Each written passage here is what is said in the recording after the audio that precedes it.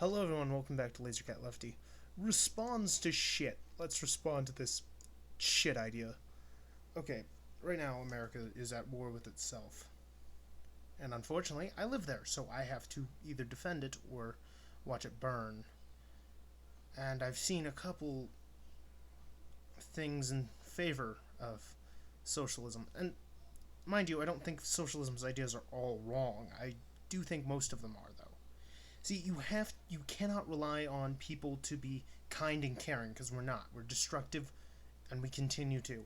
And this video right here that I found, I haven't watched all the way through it, so let's do that. I'm going to stop it and respond to its points one by one. You see? It's a revolution.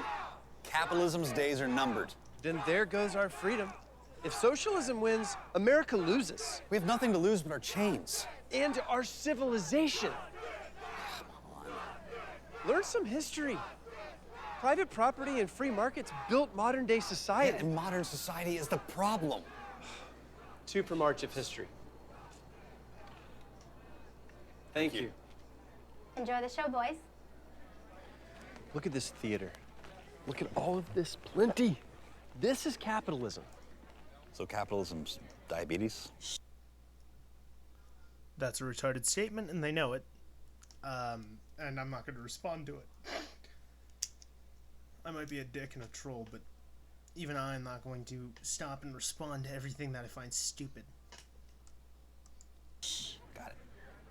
Sorry.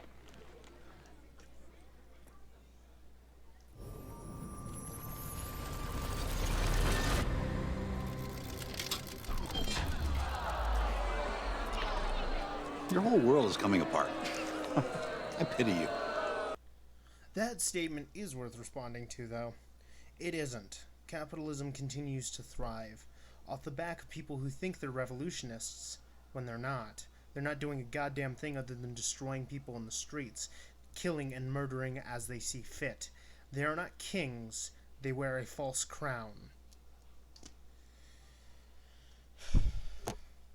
Another sip from my tea mug.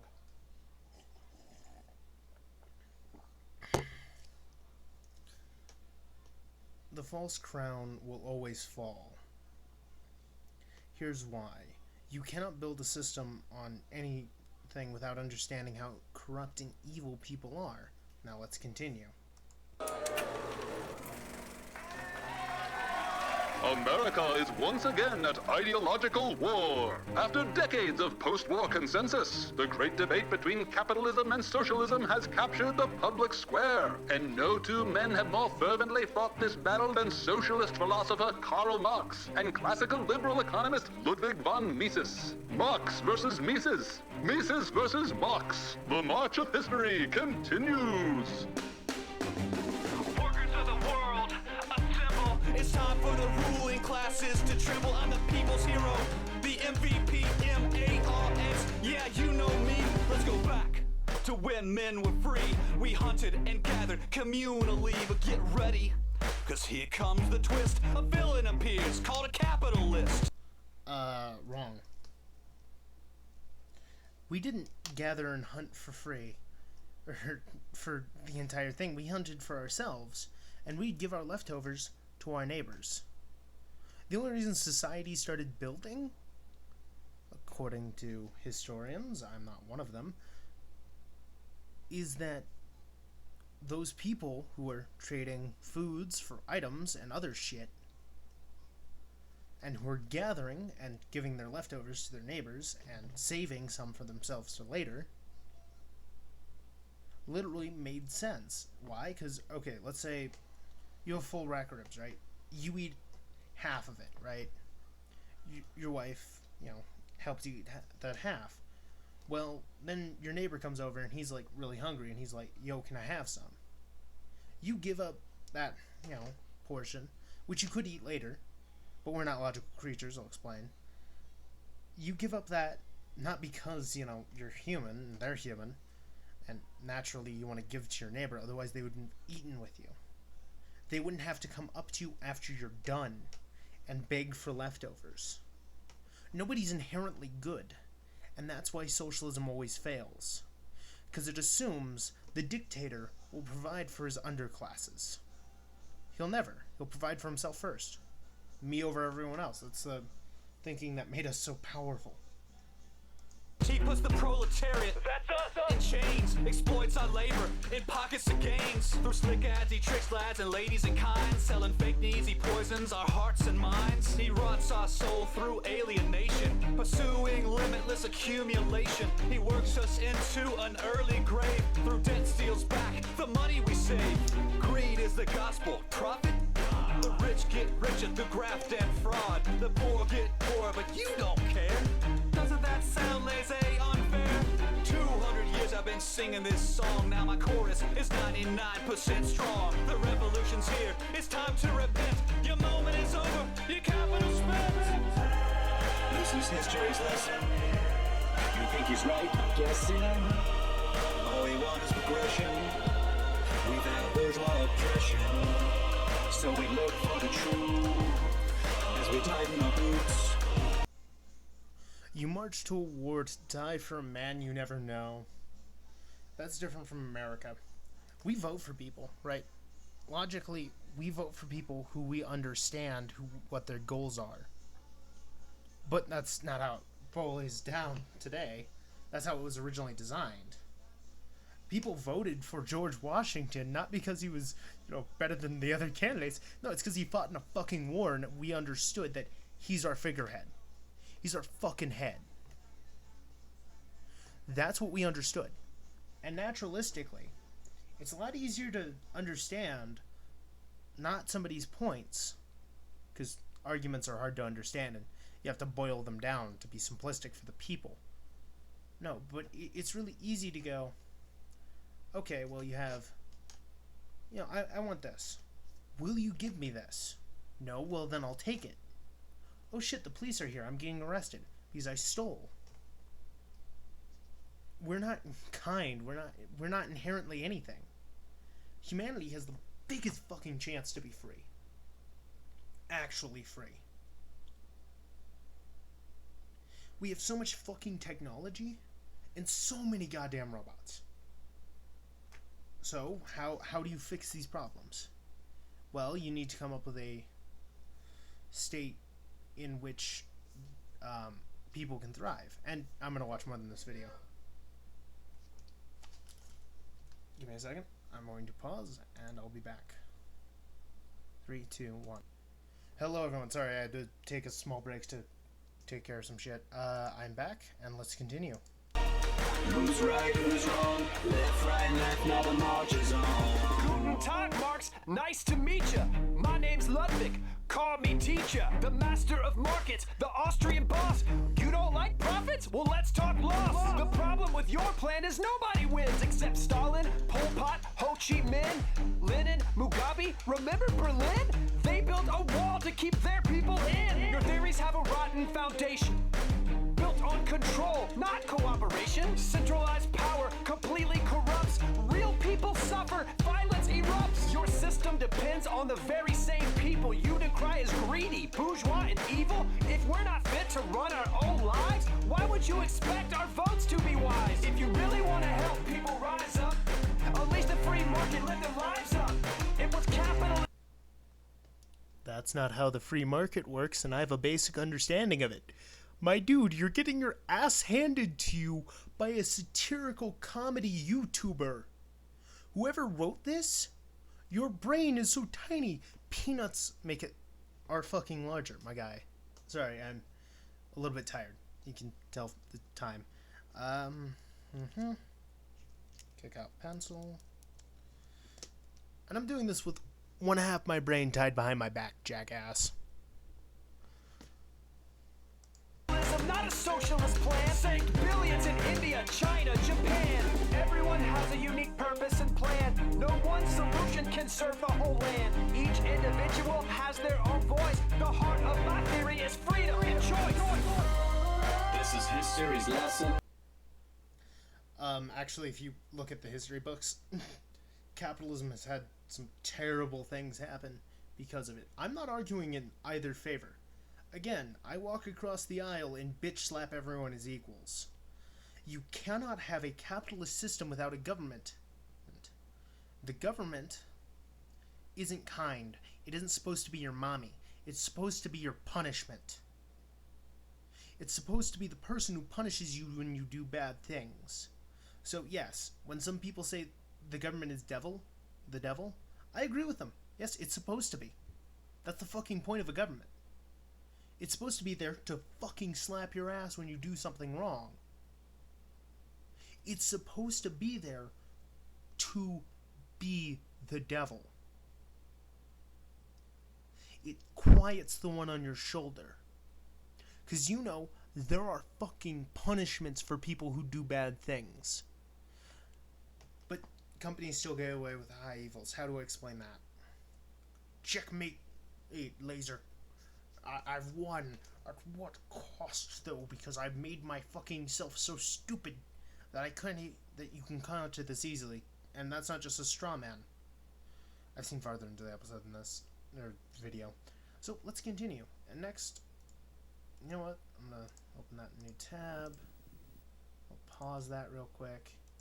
I'm also gonna open that new tab. This is gonna be a long one. Ladies and gentlemen. So let's go. The market's a blessing. Let's pursue our expression. Living free from aggression. So we look for the truth. With the freedom to choose. Who's right, who's wrong? Left, right, left, now the march is on. Free marketeers love to play this game. Mao kills billions, Marx gets blamed. It's deceptive, dishonest, plain unfair. Did I drive the tanks at Tiananmen Square? Man, I'm a humanist. You can check my receipts, but you gotta break eggs if you wanna eat. Don't like violence? Admit defeat. Then I'll call this revolution complete. Till then, let's get a few things straight. I'm not shaping the future, I'm embracing our fate. My utopian forebears weren't that specific, but this analysis is highly scientific. Every social system has governing laws. Capitalism? Doomed because the system generated its own fatal flaws by uniting. Free capitalism cannot work. Every single capitalist I've met admits that. Free capitalism destroys itself so quickly. Why? Because you put arms in people's hands to protect themselves. You have to. Otherwise, you know, you have to pay somebody else to do that job. And why waste the money, you know? But you also have to be selling products. And people have to be buying, meaning they have to have buying power.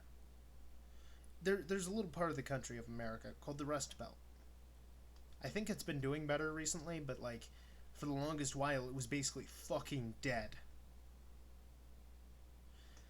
Until small businesses started getting bailouts from, you guessed it, the government, the guys who are supposed to spank you. Well, they're doing this altruistic. Didn't you say they're supposed to be the devil? That doesn't mean the devil can't do kind shit. They're supposed to punish, but that doesn't mean they can't do kind shit to get their job done. A government rules. Everyone below the government, right? So people in the government should be paid money, right? I don't think so. I think we should stop paying fucking senators or put term limits on their shit.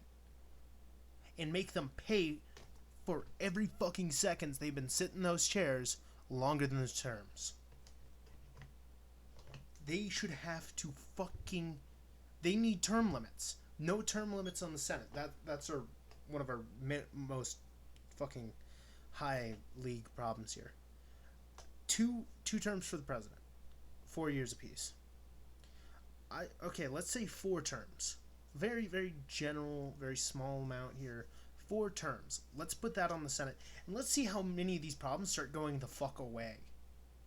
Very quickly. Because you're going to get a bunch of socialist people in there. And yes, I hate socialism.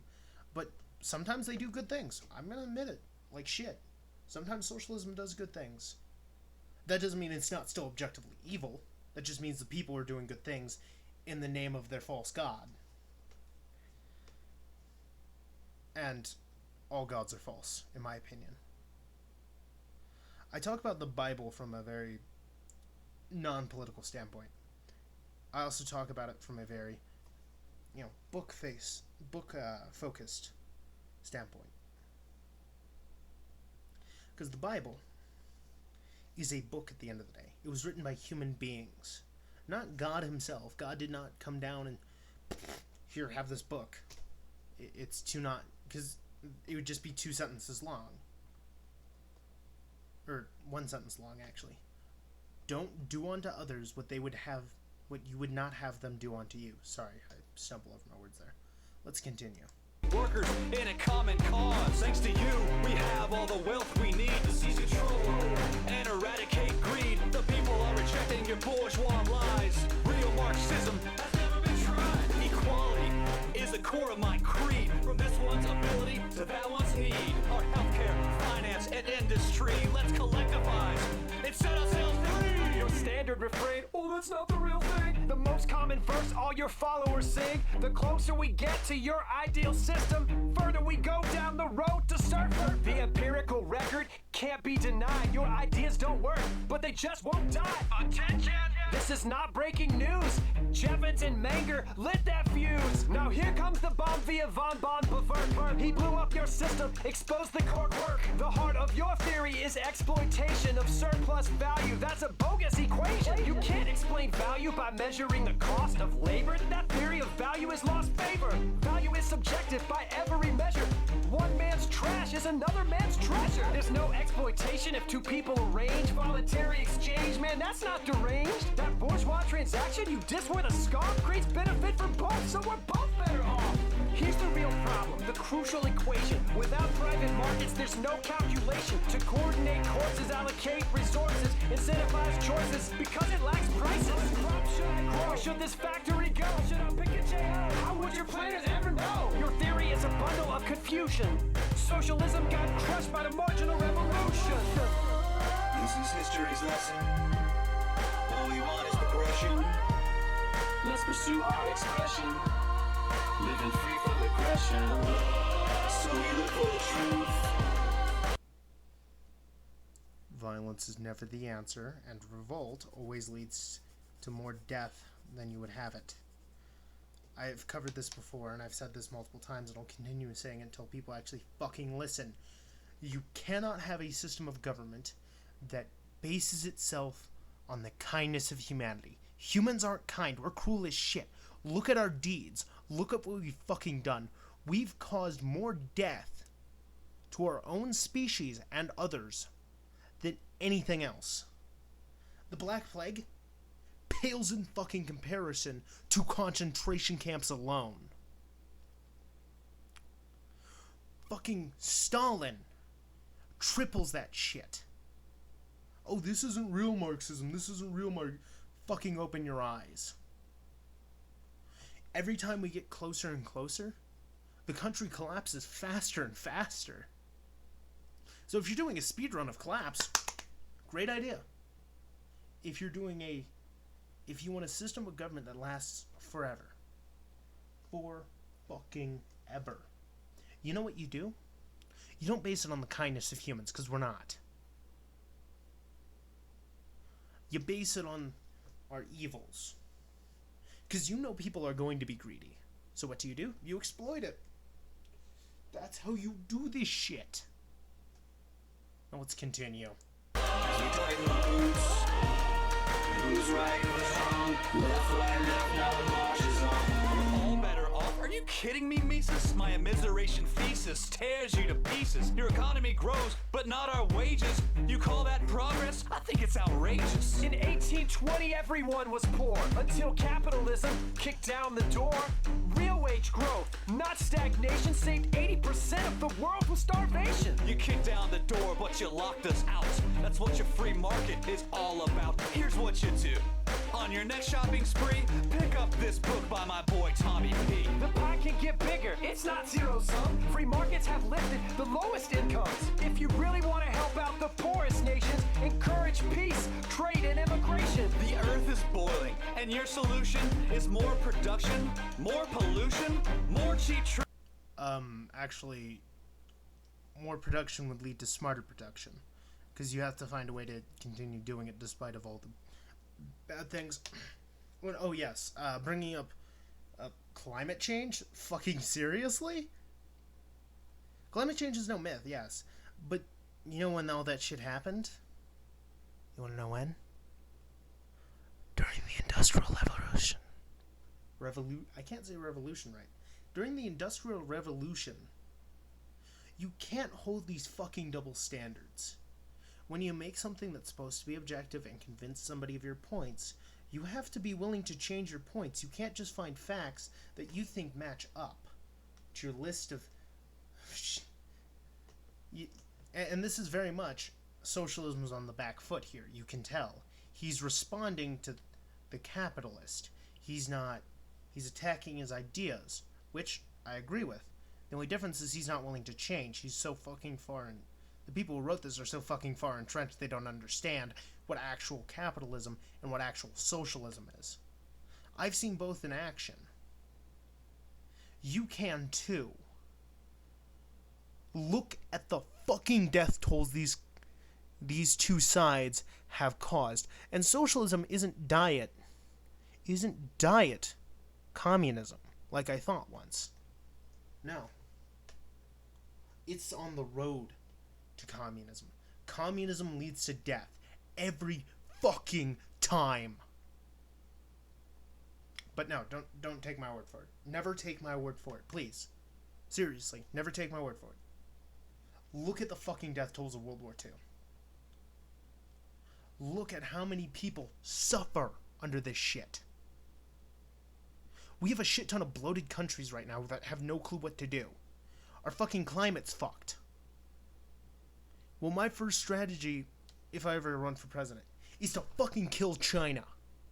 Blow their shit up from within. Because they're 90%. Then I'll fix my 1%. Share it. I attack from the top of the list to the bottom, not from the bottom to the top. You don't do that. If you're trying to fix something, you don't go from bottom to top. You build from bottom to top. But if you're trying to fix something that requires destroying a corrupt system that has been corrupt for I want to say thousands of years, but not quite, since World War II, you can't just... Oh, well, it's always been that way. Well, you know, our system doesn't work. It's all our fault. Stop blaming yourself. Look at the facts. Every time anybody talks about capitalism, they're usually wrong.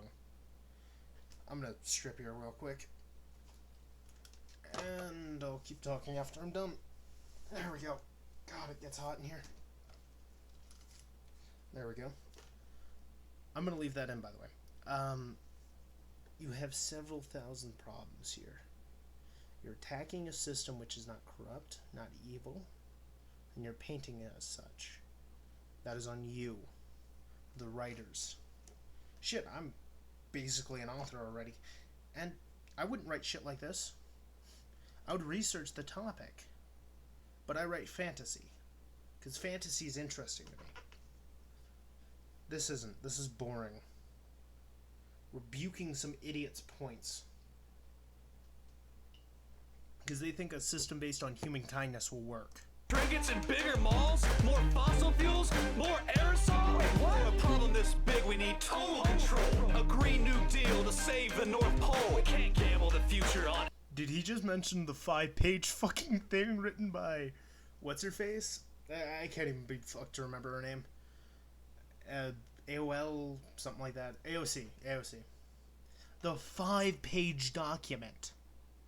Do you know how thick bills usually are and how long they take people to go through? They're usually hundreds of pages long. Not 5. 5 pages. 5 singular pages. AOC's a fucking joke. I could out-argue her. Half asleep. Understand this. Right now it is my bedtime. I usually take sleeping pills about now and then I go to bed. But I didn't do that tonight, so I'm not going to fall asleep. Probably. But you have these problems that are persistent in mankind's history, and your solution is 5 pages long. How the fuck do you think that's going to work?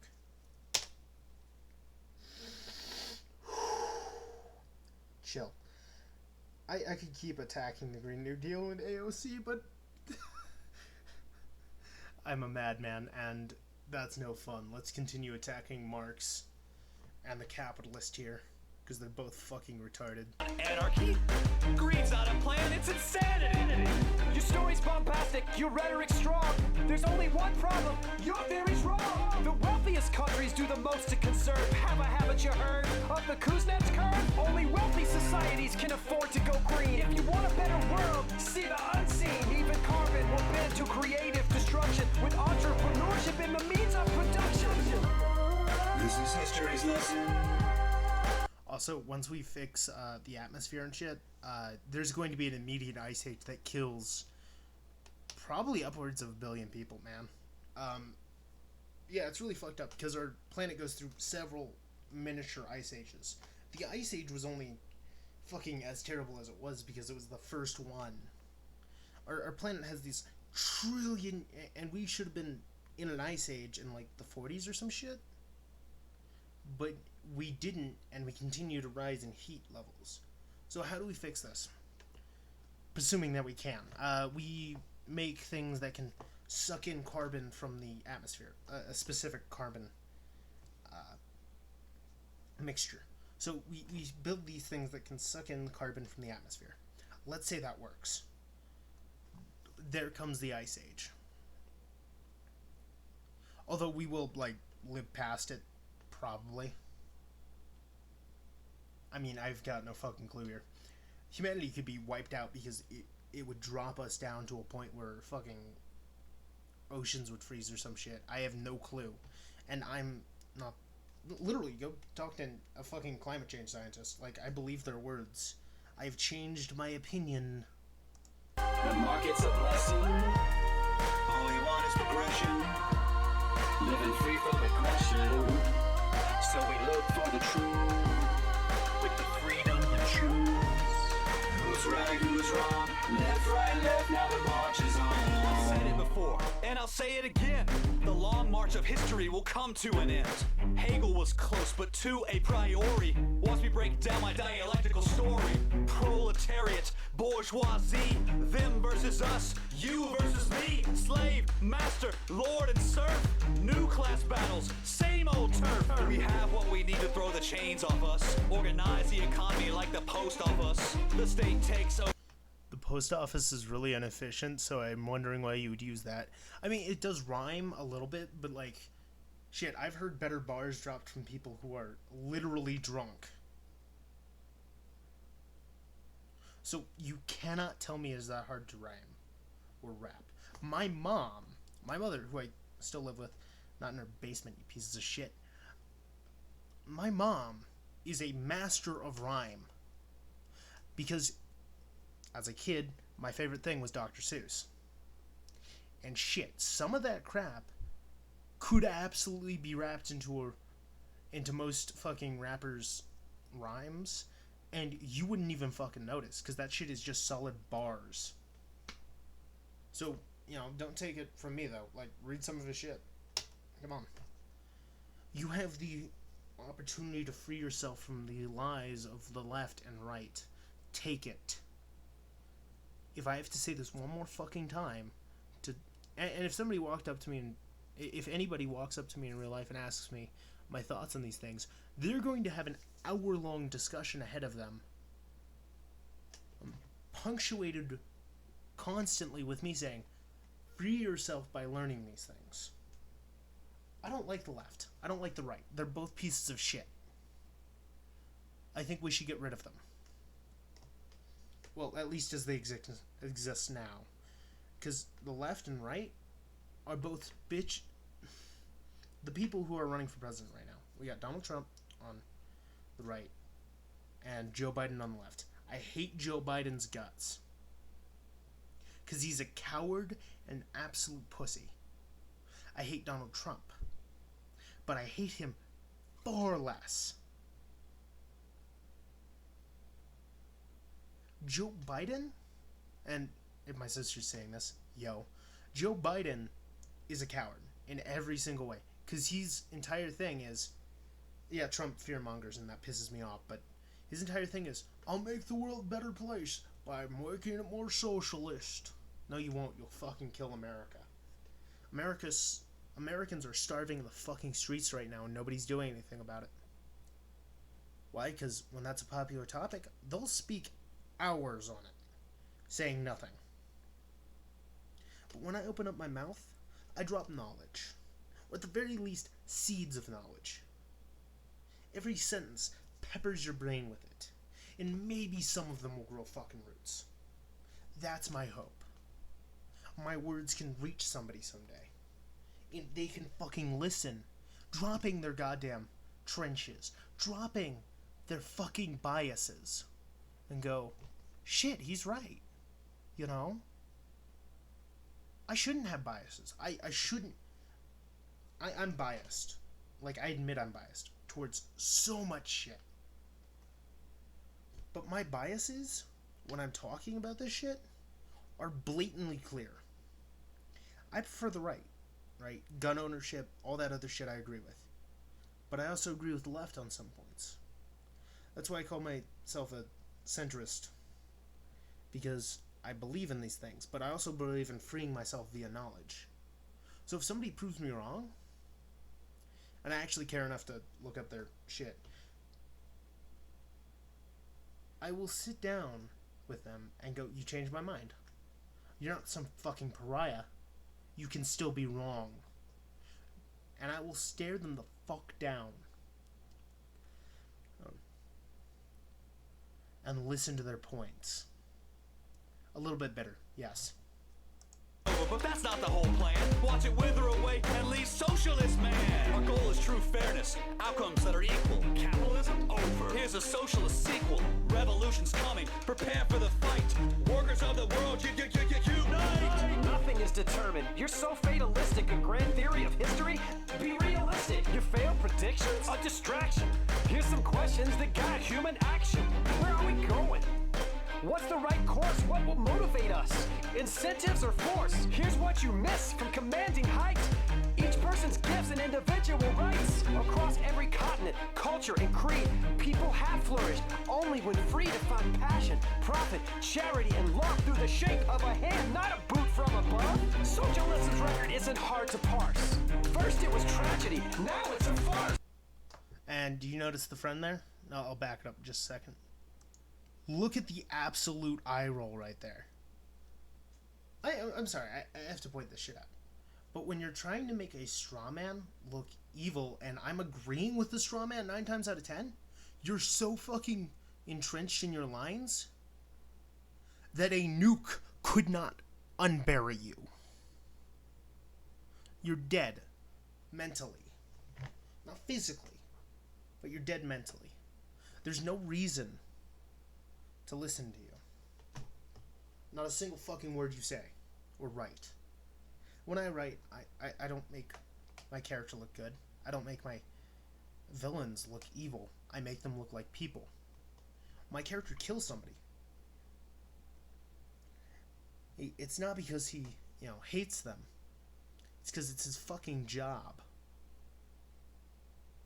He's a monster hired by other monsters to kill monsters. People included.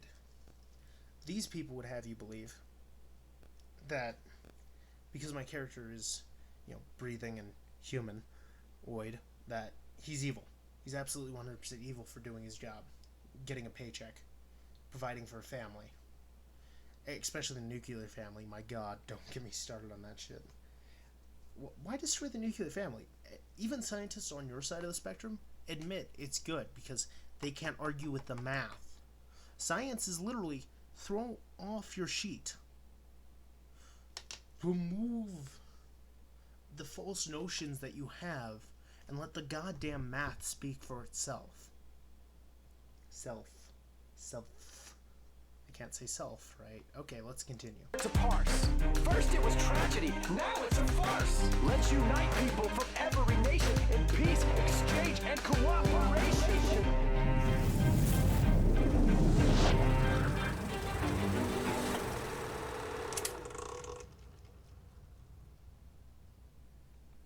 Wow. Yeah. Uh-huh. So... I told you Marx was right. No way! It's Mises all the way! The free market brings the goods! Yeah, it brings the goods, all right. A heaping pile of inequality. Actually, he argued against inequality? Like, I haven't read any of his works, but I'm pretty sure he would. Because capitalism is, I don't give a shit about skin color. If you're willing to work and you can do the work, you get paid. You can buy goods. I can trade with other countries, not people, but products that you're making. I make a profit, yes, more than you, but I have to pay your fucking check at the end of the day. You see how far entrenched his friend is here? And how far entrenched this motherfucker is. Equality and strife. Try peace and prosperity. Yeah, I am. I am trying that. You are? Yeah. Okay, because it doesn't look like it. Did you watch this? Yeah, half of it was good.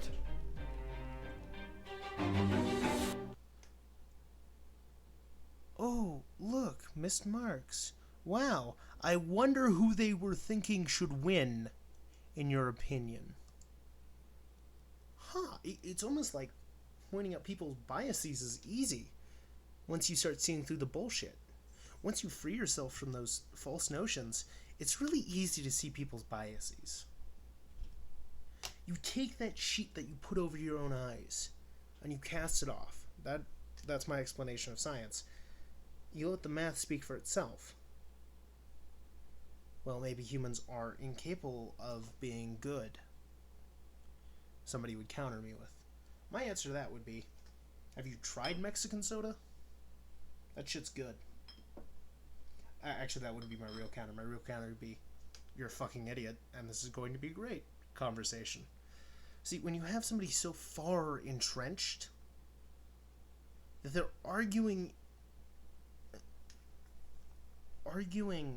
for a system that has constantly failed, then you know something's fishy, something's up. Let's go to the next video. Let's go to this one. Tonight, we gather online as citizens of the world to judge two experts in a critical debate. In this corner, the creator of centralized banking. Make some noise for Alexander Hamilton.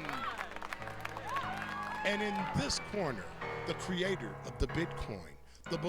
Yo, how do these people not drop actual bars, though? Like, I've already seen this one all the way through, pretty much. And you've already seen the audience, and I love the audiences and these little rap battles they have, which I call shit battles. Where you have the audience, half the audience is all woo for one guy, and the other half's all woo for the other. Or slightly more than half in this case. I saw a little too many people not clapping for Hamilton. Hamilton created the system which you live in. You cannot, on one hand, you cannot, go, oh, he was shit and terrible. But on the other, you can go, his ideas were shit and terrible. It's not disrespecting the dead people if you're just saying, hey, fuck their ideas. Believer in the blockchain. Give it up for Satoshi Nakamoto! Happy dude. Mr. Hamilton. Three. You saw that? That was 3. Whereas before there was only like one happy person and then like one upset person. You notice how many people are like hyped to see this shit on the side they want to win? Even though I'm about to lose, because in the last one that's what happened. I mean, how do you have a writer so shit that he cannot see the clear winner? He has characters who are debating over the clear winner of the fucking art of the battle, of the ideological battle. How fucking entrenched are you? You may begin. Before we begin, everyone do me a favor and read a little thing I wrote called the Federalist Papers. Yeah. I explain how a nation's unlikely to survive without a strong central government to keep it alive. When I launched the central bank, Jefferson called me ill. Now you have my face to thank on every $10 bill. When America was cash-strapped, I pushed past that. Now some sicko makes crypto, and our nation backtracks. decentralizing currency is what he was about to say, and he'll say it, but I have something to say about the federal banking system. It works. It has worked. Maybe it does need to change here and there. Again, I'm not going to speak out on shit I don't know, but I can say already you can hear, like, in the music. Let me go back and play that again. Let's get a replay. Okay, let's... Okay. Just listen to the music in that section. I'm going to play it back here. But just listen to the music. Oh! Mr. Hamilton, you may begin. Before we begin, everyone do me a favor and read a little thing I wrote called the Federalist Papers. I explain how a nation's unlikely to survive without a strong central government to keep it alive. When I launched the central bank, Jefferson called me ill. Now you have my face to thank on every $10 bill. When America... Okay. You heard that music? How it was slowly building up? That's how you do, like, these rap battles. I'll show... Actually, shit. I got a good one right there. I will show you after this. An actual rap battle made by Epic Rap Battles, and how they do it. They have the intro and the music slowly building throughout the intro, and then the backtrack for the actual rap battle begins. And it fucking works in every one of the rap battles. Like, listen to one. Go ahead, do it. was cash strapped, I pushed past that. Now some sicko makes crypto, and our nation backtracks. Decentralized currency, yes, I invented it. I'm sure many governments wish they had prevented it. The national cash is how they keep control.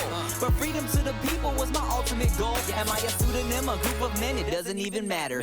I invented Bitcoin cause fiat is a disaster. A man from Japan or a damn hologram. I'm the reason open season on crypto began. Does anybody know what this crypto thing means? To me sounds like the new get broke quick scheme. A bunch of fools from across the land investing in something they don't even understand. Buying Litecoin, Dash, Bitcoin, Dash. It's all gonna crash and be gone in a flash. All this unsupported money's an irrational prank, and I'll be laughing all the way to my national bank. Yeah, dude, super funny. As if banks these days still help people make money. The rich get richer and we follow like we're all sheep. The banks serve Wall Street, crypto serves all streets. The interest in crypto's on rapid ascent. What's your current interest? Like 0.5%? I'm sorry, the bank's gone past. I have to call again to the audience. I'm sorry for pausing this. Like, you can watch this on your own, but if you're watching this with me, thank you for sticking around this long. This is going to be a long ass video, as I said, as I respond to many things and play somebody I agree with. But do you hear how, and you see how, like, when Hamilton's speaking, they've got the guy going disagreeing face with him? I hate that. Come on, just make your fucking points and have a rap that rhymes. It's not that hard. It's not that fucking hard. Let's continue.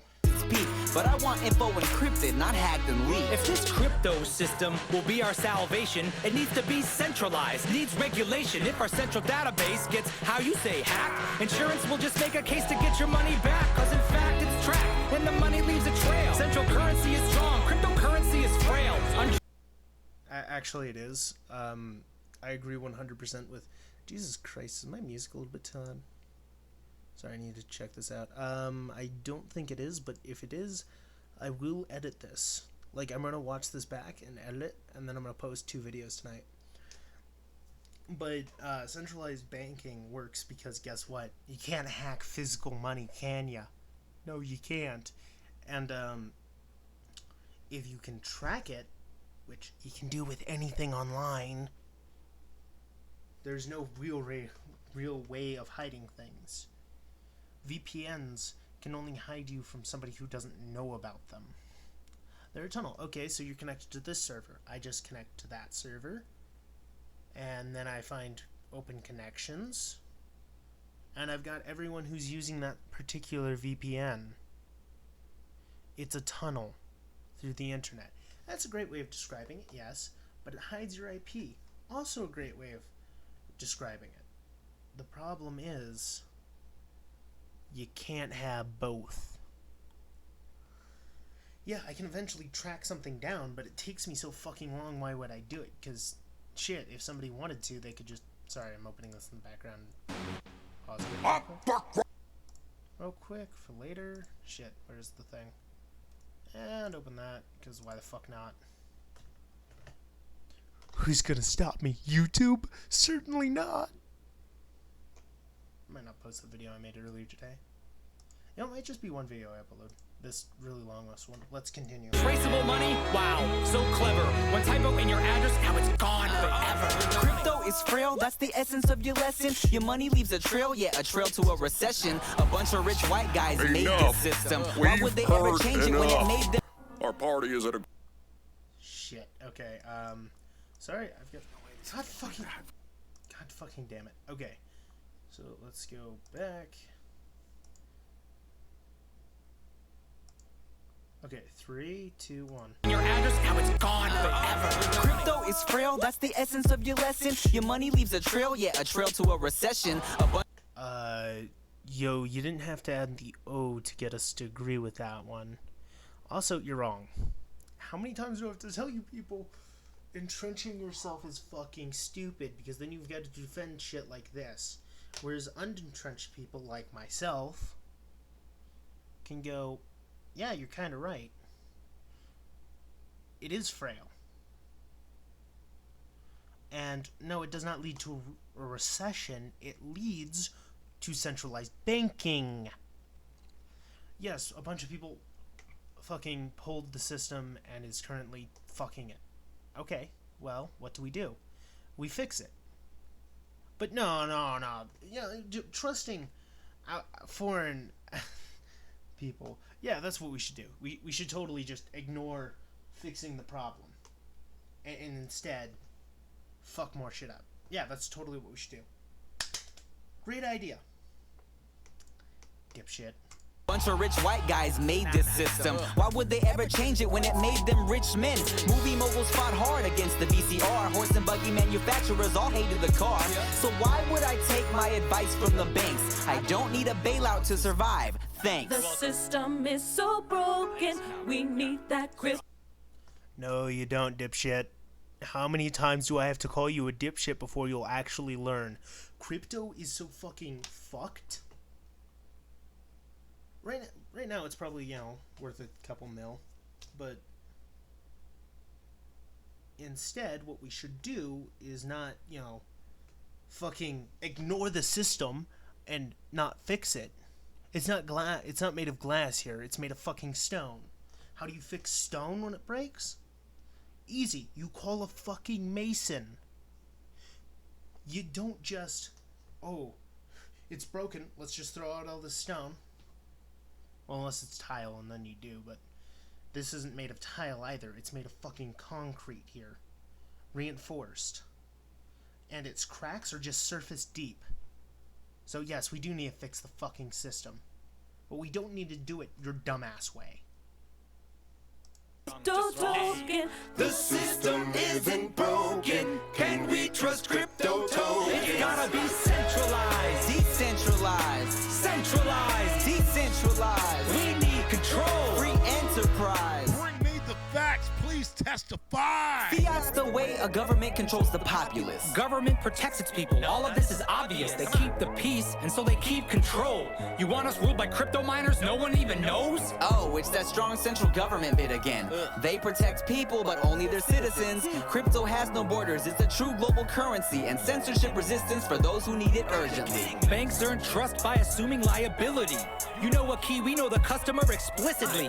Will the real Satoshi please stand up? Nope, you'll still be hiding when crypto busts. You don't need to trust the people, you just need to trust the code. Every record's in the network, you're just one node. And when you find a flaw, there's a software update. Now try updating Cash. Go ahead, I'll wait.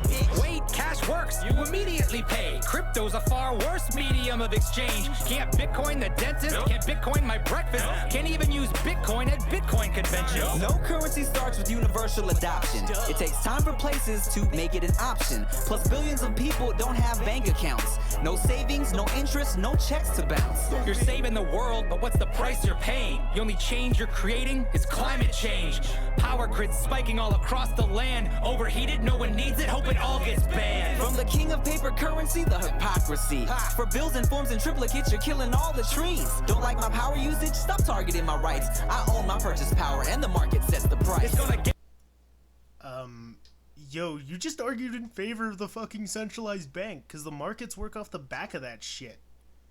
Dipshit. You cannot have a system of freedom without oppression. Without people who've experienced oppression. And right now in America, we have that. People are fighting for shit they don't even know about. We're being oppressed, they call out, from their fancy houses and fancy cars as they drive down the streets, which are maintained by money they give the government to spend, which, by the way, we're in debt. That's not the bank's faults.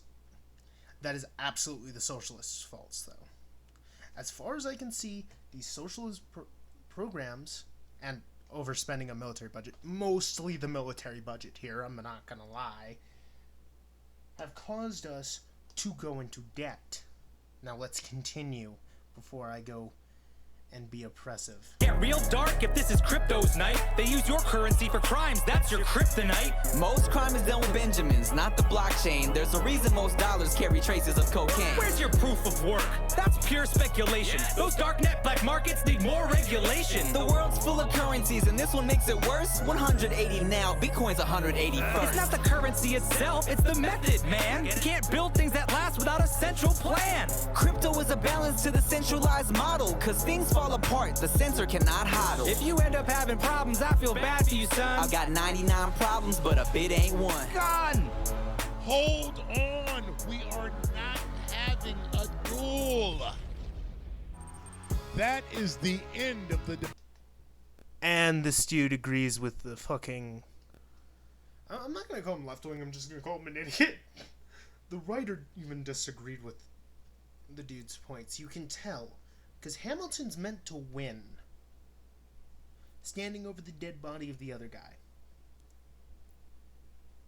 The way it's presented, Hamilton wins. I'm sorry, if they mean the other guy to win, then it's impossible.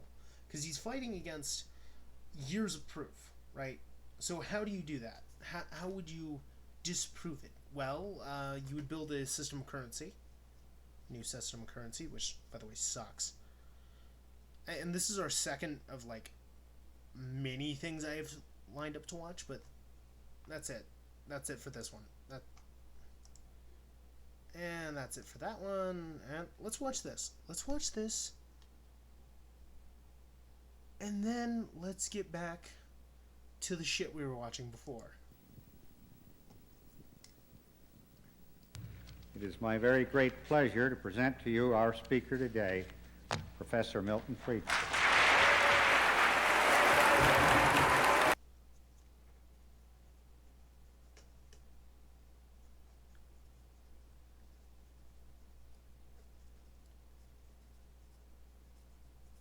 Sorry, I paused this because I wanted to say something and I started writing. Fuck this shit. Okay, so this is Freeman, Milton Friedman. I don't know this guy. I thought it was somebody else. That's why I clicked on it, I'm going to be honest. But let's continue watching.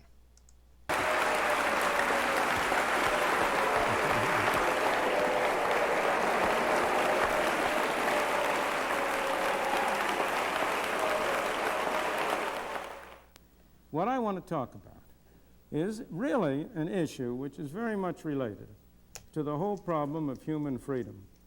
It has to do with the question of whether capitalism is humane and what you mean by that. I am sure many of you have heard the old story about the two Poles who met one another, and one Pole said to the other, "Tell me, do you know the difference between capitalism and socialism?" And the other Pole said, "No, I don't know the difference." And the first Pole said, "Well, you know, under capitalism, man exploits man." And the other fellow shook his head. "Well, under socialism," he said, "it's vice versa."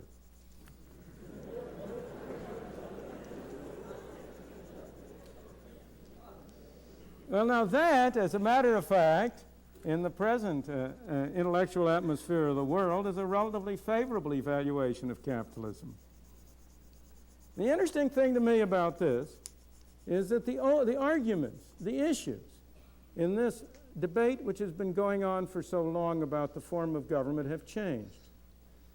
The argument used to be about strictly the form of economic organization. Should we have government control of production and distribution, or should we have a market control?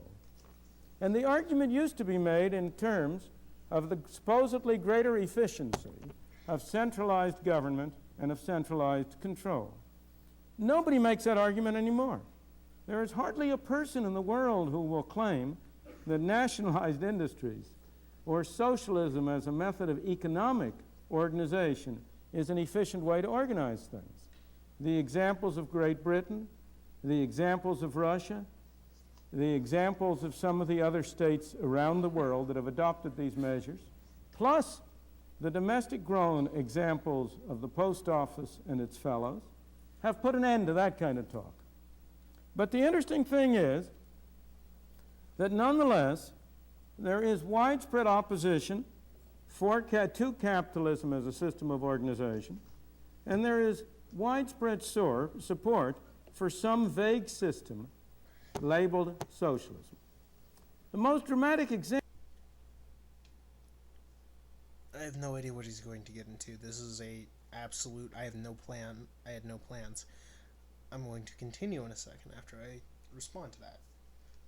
Socialists don't want to be pinned down, because once they're pinned down, they're so close to communists that it's basically indistinguishable. So they keep moving. They keep trying to convince you they're not communists. That's a lie. That is a blatant fucking lie. Example of the change in the character, the argument, and the paradox that I'm really bringing out is Germany. Here was Germany, which experienced all the horrors of the Nazi totalitarian state in the 1930s. Here is Germany, which after the war, under the Erhard policy of Sozialmarktwirtschaft, social market economy, had an economic miracle with an enormous rise in total income, enormous rise in the well-being of the German people, of the ordinary people. And yet, in Germany, despite the demonstration of the horrors on the one side of a totalitarian state, and on the other, of the benefits of a relatively free market, here in Germany you will find a very large fraction of all intellectuals have become even more strongly anti-capitalist, have become proponents of collectivism of one form or another. Only a small number have gone into the more extreme versions that you've been reading about in the paper of the terrorists. But a very large fraction of the intellectuals, those who write for the newspapers, those who are on television and so on, are fundamentally anti-capitalist in their mentality. And the question is why? What is it that has produced this shift? Now, one of the most, or not the shift, what is it that produces this consistent attitude of anti-capitalism on the one hand and pro... I can explain that in like a few words, actually. And I'm going to wait until he says, if he says them, and if he doesn't, well, that proves my point, that nobody hears, everyone that I'm showing is entrenched. I honestly do think he unentrenched himself, though, for a second or two. He's listening to his opponent's ideas to formulate why they have them, which is great. You know, see, when you do that, what you have to do is you have to take your biases, put them in a little box, and then pour gasoline all over that box. Light it on fire, and throw it in that order. Why? Because there's risk involved. So something called collectivism on the other among intellectuals. One of the most interesting analyses of these problems I know is by a Russian dissident mathematician named Shafarevich. His essay, which has never been published, needless to say, in Russia, but it appears in English translation in a book called Under the Rubble, which has been edited by Alexander Solzhenitsyn. And I strongly recommend that particular paper to you. In it, he discusses the appeal of socialism over the ages. He goes back 1,000 or 2,000 years. And he comes out with the conclusion that just as Freud pointed to the death wish in individuals as a fundamental psychological propensity, the appeal of capitalism, he argued, the appeal of socialism and the opposition to capitalism is really a fundamental sign of a death wish for society on the part of intellectuals. It's a very intriguing, strange, and at first sight, highly improbable kind of an interpretation. Yet I urge you all to read that essay because you will find that it is very disturbing by having a great deal more sense to it than you would suppose such a position could possibly have. Okay, that's... Watch this video on your own. My reactions are not more important than yours. The other one's a little bit funny. Also, me getting upset is kind of funny to me, at least. Let's God damn it! Why do videos keep popping up like that? We need to watch together, boys. Let's get on to this, where I point out.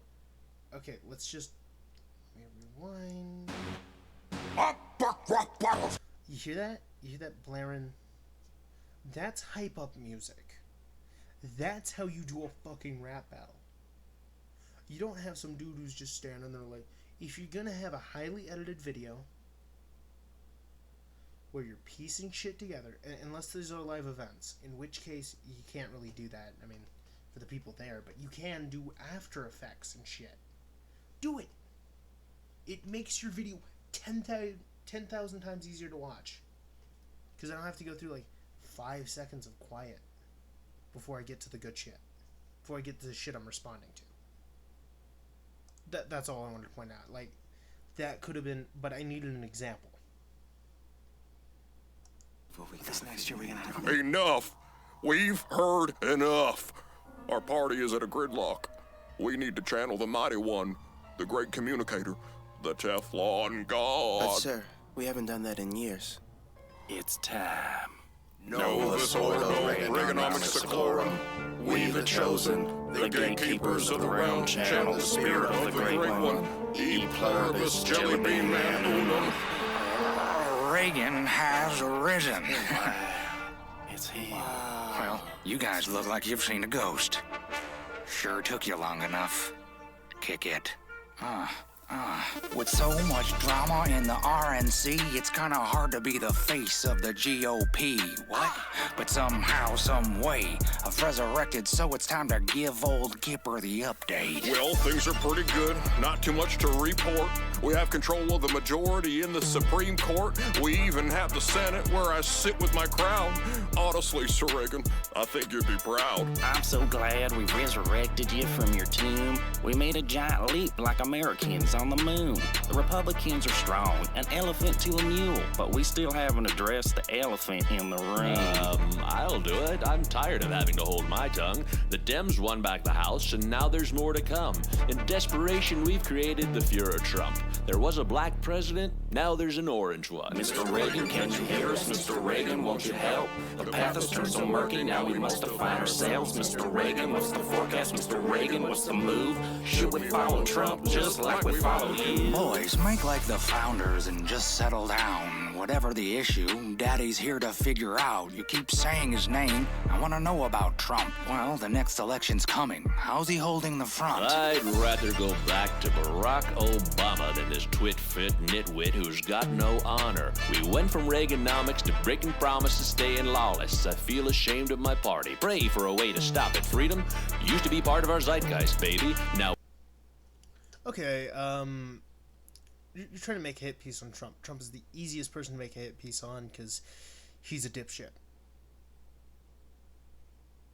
Oh, that's also a good one I will respond to here in a bit. Let's continue before I take up too much of your time, and I'm sorry for taking so much of that I have to come to a conclusion. With immigration control, he thinks he's ice, baby. Mr. Reagan, there's no world where you should endorse him. And that's the truth, right hand on the Book of Mormon. Come on, Mick, get off your high horse for 2 minutes. You're just mad that Trump won the election and you didn't. Even though you're Republican, I didn't want you. It's my Tea Party, and I'll cry if I want to. You've been weak for years. Your message is feeble. I won't have you come here to say the president's evil. I changed my mind to do what's best for my people. The Trump show is on, and we're set for a sequel. That's right. Tell him, Linz. Our loyalty's strong. Trump's as American as the golf course soil he's on. Anyone who tries to impeach him, I'll tell him go to hell. They're saying I'm a turtle. Well, I'm coming out my shell. Sure, Trump's a little bit crude, but damn it, this is his hour. He gives Republicans what we need, and that thing is power. We got judges sitting on the bench, senators running the nation. The law is swift, but justice is patient. Ronald, it's like all the old American values died, and Trump and his cronies wrote the how-to guide. He's cruel, indecent, corrupt. We have to acknowledge this. Okay, really fucking stop. Everyone stop fucking hating on Trump. Yes, he's not the best president we've had. Reagan wasn't either. Reagan nearly fucking sank us. The war on drugs was a gambit for him to hold fucking power. We need goddamn terms in the goddamn Senate and the House. Why do we need terms? Because we need to stop these fucking old ass people from continuing to have so much fucking power. And whoever fucking gives me that, I will vote for. I will fucking campaign for their motherfucking ass until my goddamn last day on Earth. But no, nobody's ever gonna say limit the senators. Why? Because they'll get voted off so quick. Because every fucking senator will make a hit piece on them. But maybe that's what you need. Maybe you need their anger. See, Trump, and this is my opinion, Trump won because he was constantly in the news cycle. He pissed so many people off that he could stay in the... He's not a dumbass. I retract my earlier words. He's not a dumbass. He's smart. He knows how to stay relatively in the news by pissing people off. And the more people pissed off, the more people remember him. They don't remember not to vote for him, but they remember vote and Trump. Those two words correlate in their brains, so they vote for Trump. Even the fucking leftists. What he was promising, he won the Rust Belt, which is, you know, a huge chunk of America. He fucking kicked ass. Basic respect, it should transcend politics. You old HarperCollins, Mr. Reagan, please excuse me. We need to ride this out. We need to show unity. He's an orange pumpkin with poor judgment. I tweeted, I meant it. No moral companies with foreign countries obstructing the Senate. Someone needs to grab this disrespectful pussy and never let go. Say, huh? C'est moi, Pierre Delecto. You don't believe me? I'm not the only advocate. Look at all the people he's fired. Unleash the cabinet. We come from the cabinet of people Trump has fired. Well, actually, just 5 of them. There's 70 more inside it. We all came to Washington excited and inspired, and found out on our Twitter feeds that our time had expired. Well, I, for one, think this administration's a safe bet.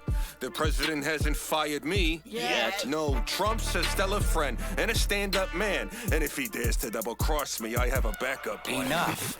Did anyone invite Donald Trump to this meeting? I'd like to hear what he has to say.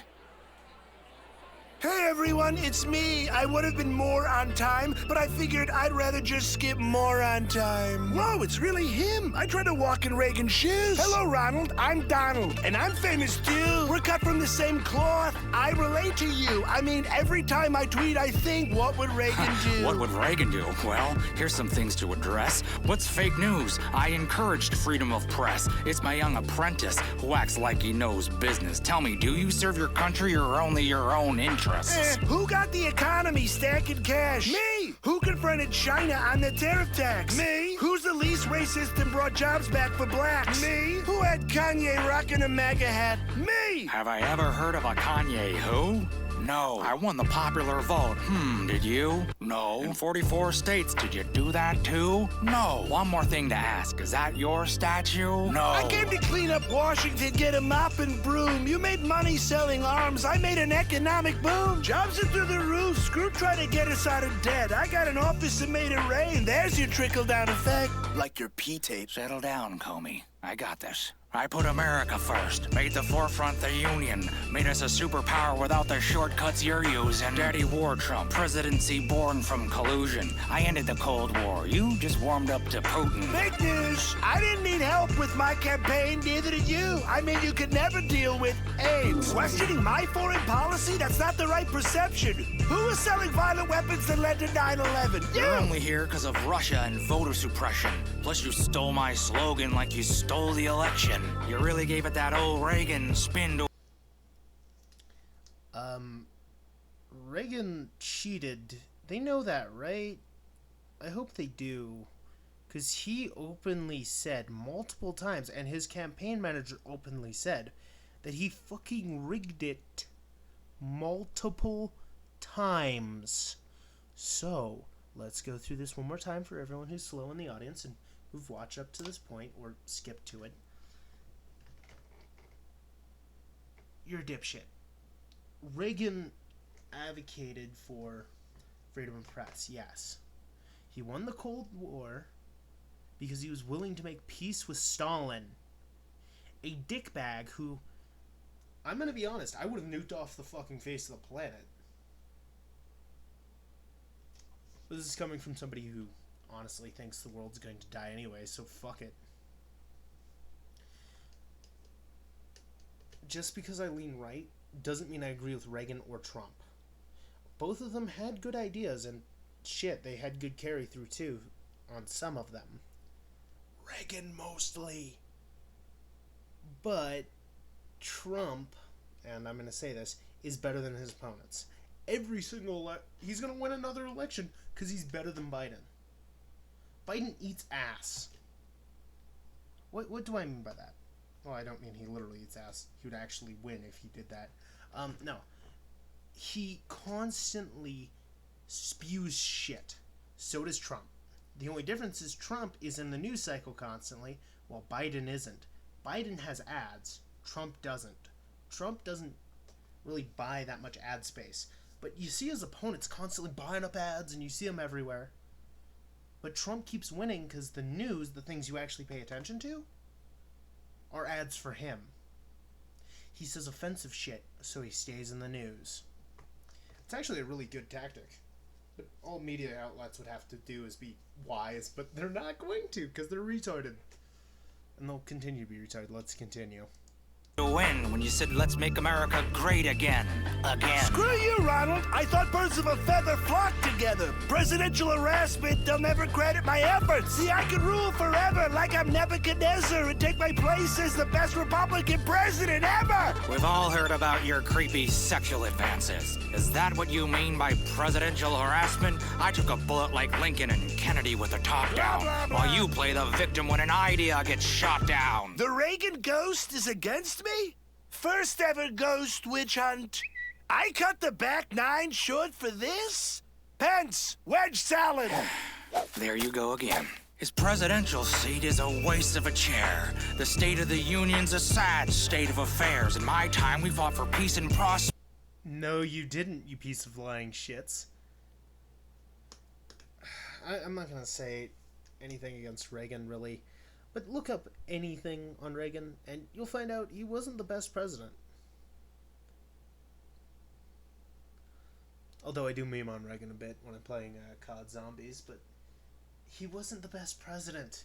And pretending like these old dead people are the best, instead of acknowledging them as what they were, human beings, will just end up with you lying to yourself more. Well, it's entertaining to watch sometimes. This time it's not. I'm literally trying to get over a fucking migraine right now. It's literally killing me. If I have to watch one more of these things where they attack Trump for shit he hasn't done, or shit he has done, but they attack him stupidly for it. Seriously, I could do better. If I'm gonna make a diss track on Trump, I'm gonna attack how he's constantly tweeting, yes, but I'm gonna do it once. Not 7 fucking times. I believe it's 7. I could have just, you know, blacked out through like 9 of them, but they keep attacking him on shit over and over again. Persistent attacks will get you nowhere.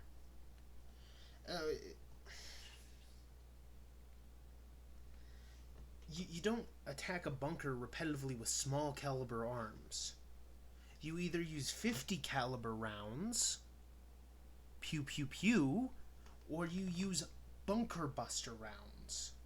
You don't use pistol rounds. Unless you're a sniper, in which case you probably could, but that's a different set of circumstances. Your average man isn't a sniper. You use bunker busters. Prosperity.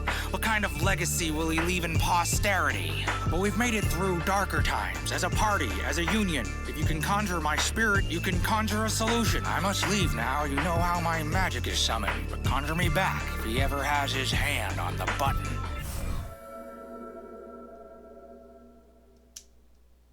America, promise me one thing. Vote.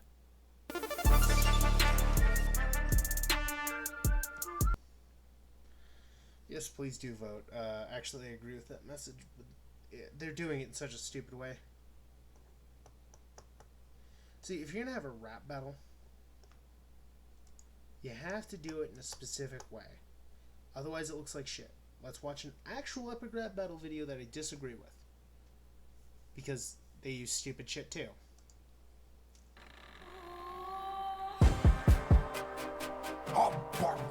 Again, this is the thing I said before. Music. I don't care how soft you have to get it. Like, get it down to, like, basically nothing. But they could have done this in the other video. Remember, that opening thing, before they started rapping, God, that makes me sick to say, was bullshit. It was crap. They didn't have any music behind it, which sometimes can work. I understand cinematography. I also understand video making. I'm not an idiot. I just don't edit. Otherwise, you'd see high-quality videos coming out of my channel. Donald Trump versus Hillary Clinton! I've been in this game too long. I'm a public servant. Have been since I met MLK in person. I'm a woman of the people. That's for certain. You're a man of the people who don't like turds. Sorry, I gotta look something up.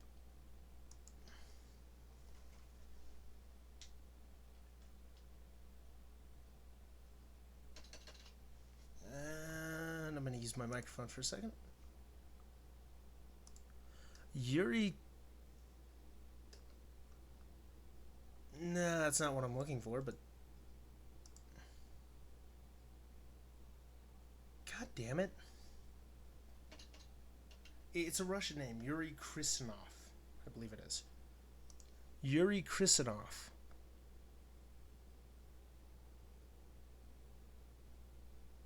I probably said that last name wrong, so let's go with this.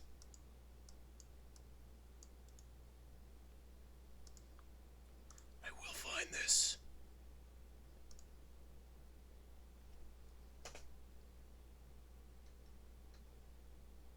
No, okay, well, I'll find it fucking eventually. That or I've got... No, I don't have... Guess I pay for premium, so I don't have to fucking... Responding, there we go.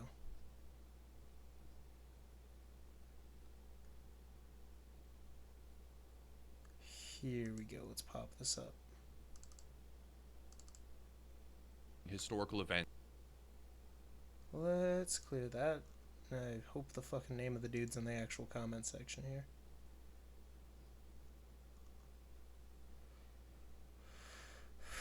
Fuck it, we'll watch that video next.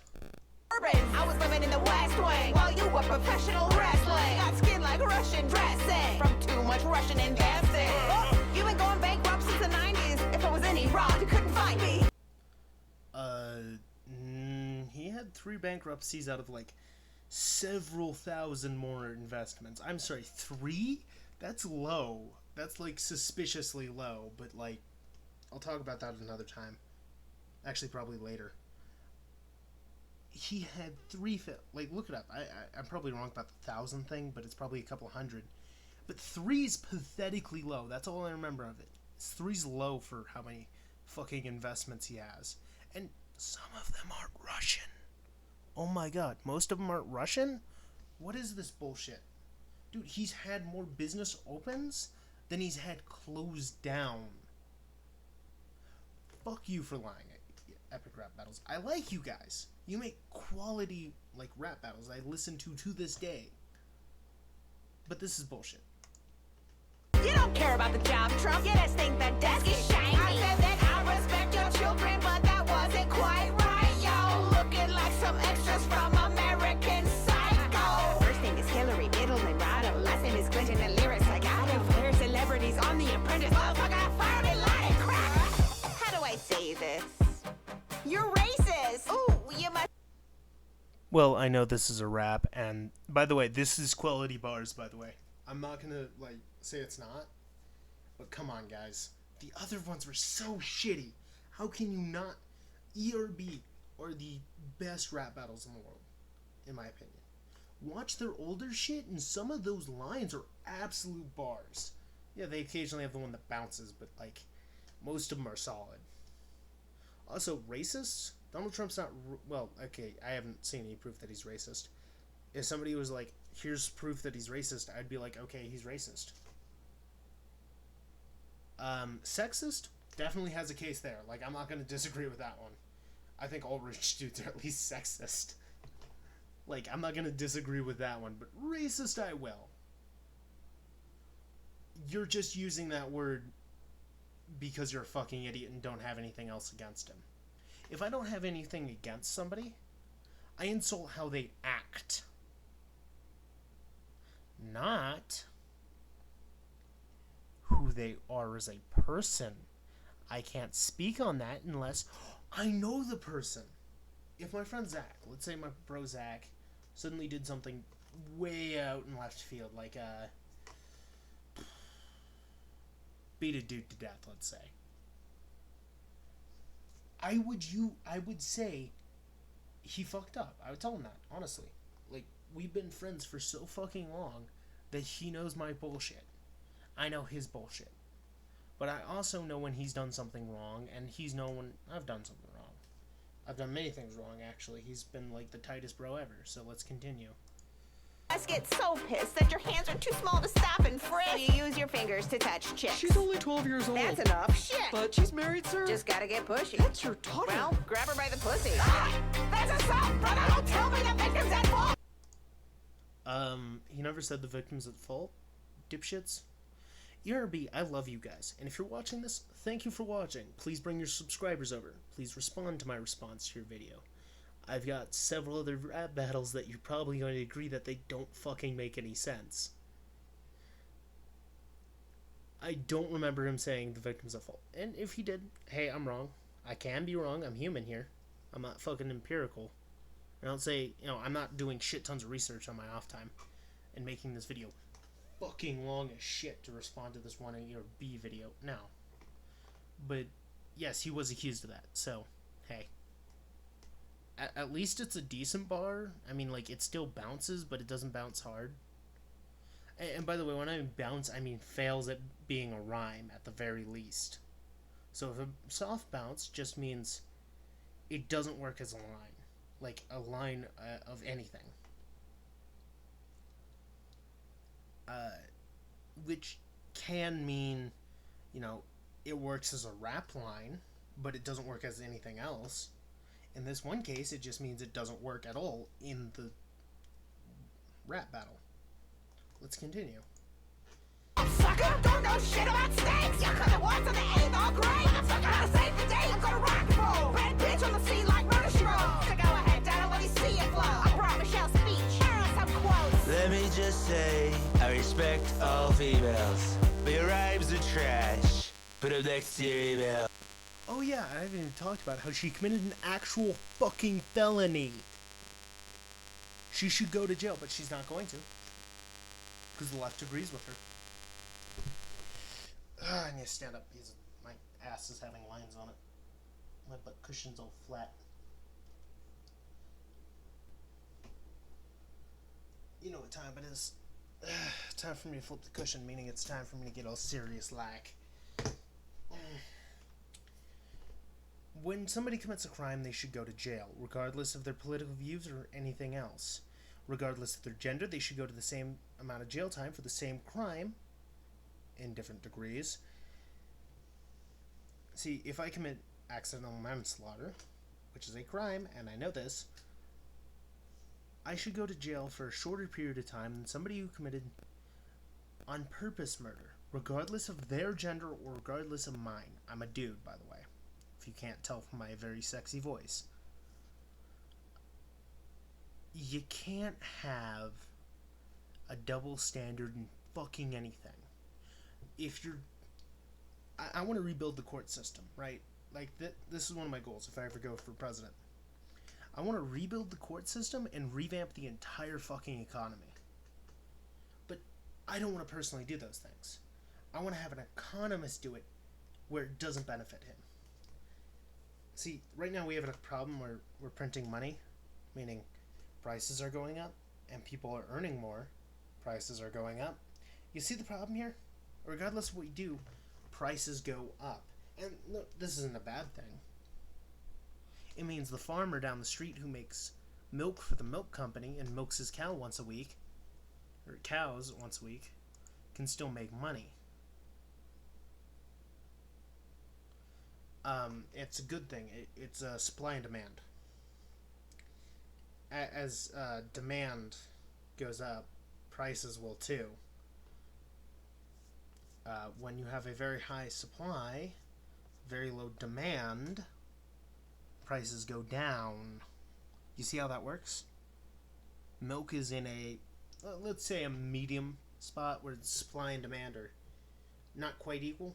Let's say the demand's slightly higher than the supply, so prices are kept at reasonable prices, so anybody can buy milk, and this is why it became so popular to pour over our cereal. Also, if anybody who's watching from, I don't know, I can't think of the name, PETA, you don't kill cows to make milk. That would be stupid. Let's continue with this, and thank you for watching, dipshits.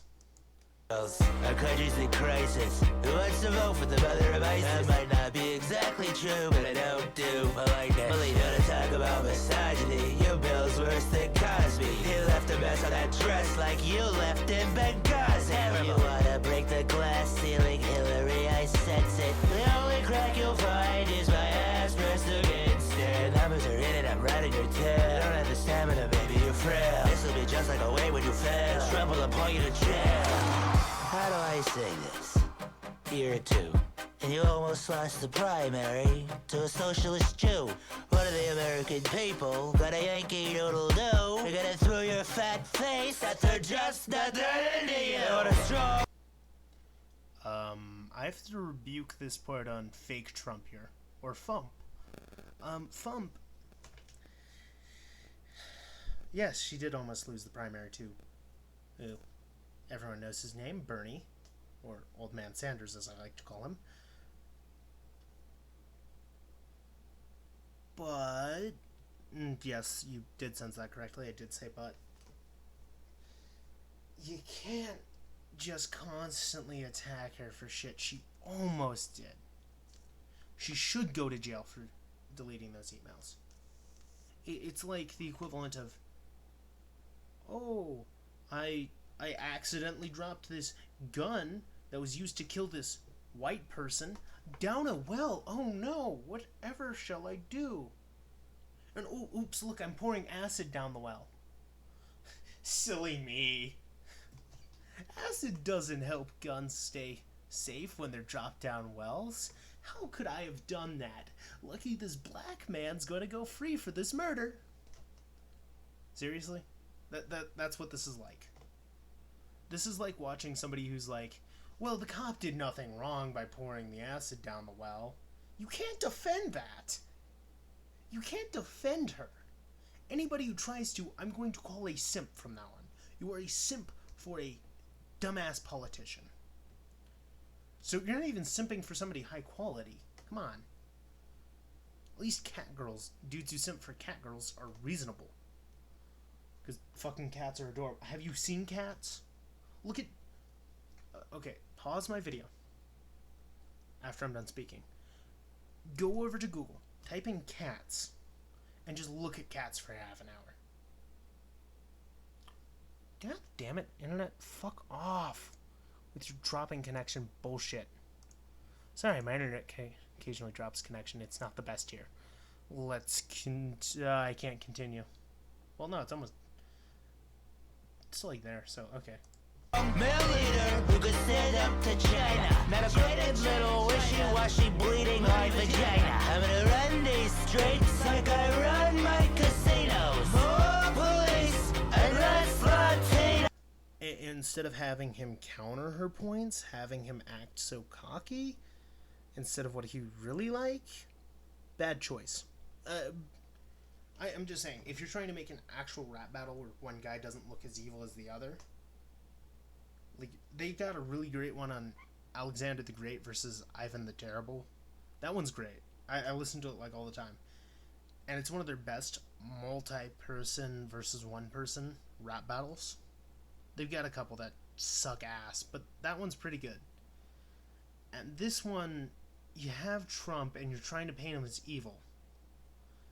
He means illegals. And by the way, I hate illegals too. That is people who come into this country illegally, not legally, and create crime. Not the ones who are here peacefully. Well, they should have still fucking... they're breaking the law by being here, for one. So they're not technically here lawfully. They're here unlawfully, by definition. But yeah, I do think we do need to make it way easier to get into America. I honestly do. And not only easier to get in, but also easier to get out. Oh shit, you're a Mexican citizen? Go on.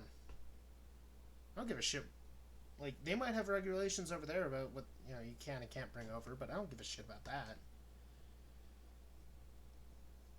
You know, like, you know, make it easier for them to get in out. I agree with that one. When leftists come up to me and is like, oh, and talk to me, thinking I am a leftist.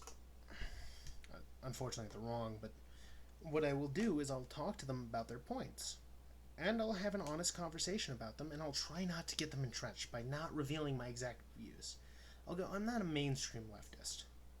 Which either means I'm far left or I'm on the right to them. But I'll drop hints here and there, and sometimes they'll be stupid enough to continue talking with me, even after I've revealed openly the fact that I'm on the right. Because I'm so nice. I'm so nice to people. Like, if anybody wants to come up to me and, like, talk to me about these issues and shit, go ahead. I will have an honest, open conversation with you. I'm willing to change my views. All I ask, in return for this conversation, is that you have an open mind as well. Don't go, heh, I don't have an open mind, because I can tell. I can honestly tell. It'll take me 5 seconds. 5 fucking seconds to see whether your mind's open or closed. That you might be thinking, oh, that's awfully quick. Here's how. When I say, Hillary sucks, will you simp?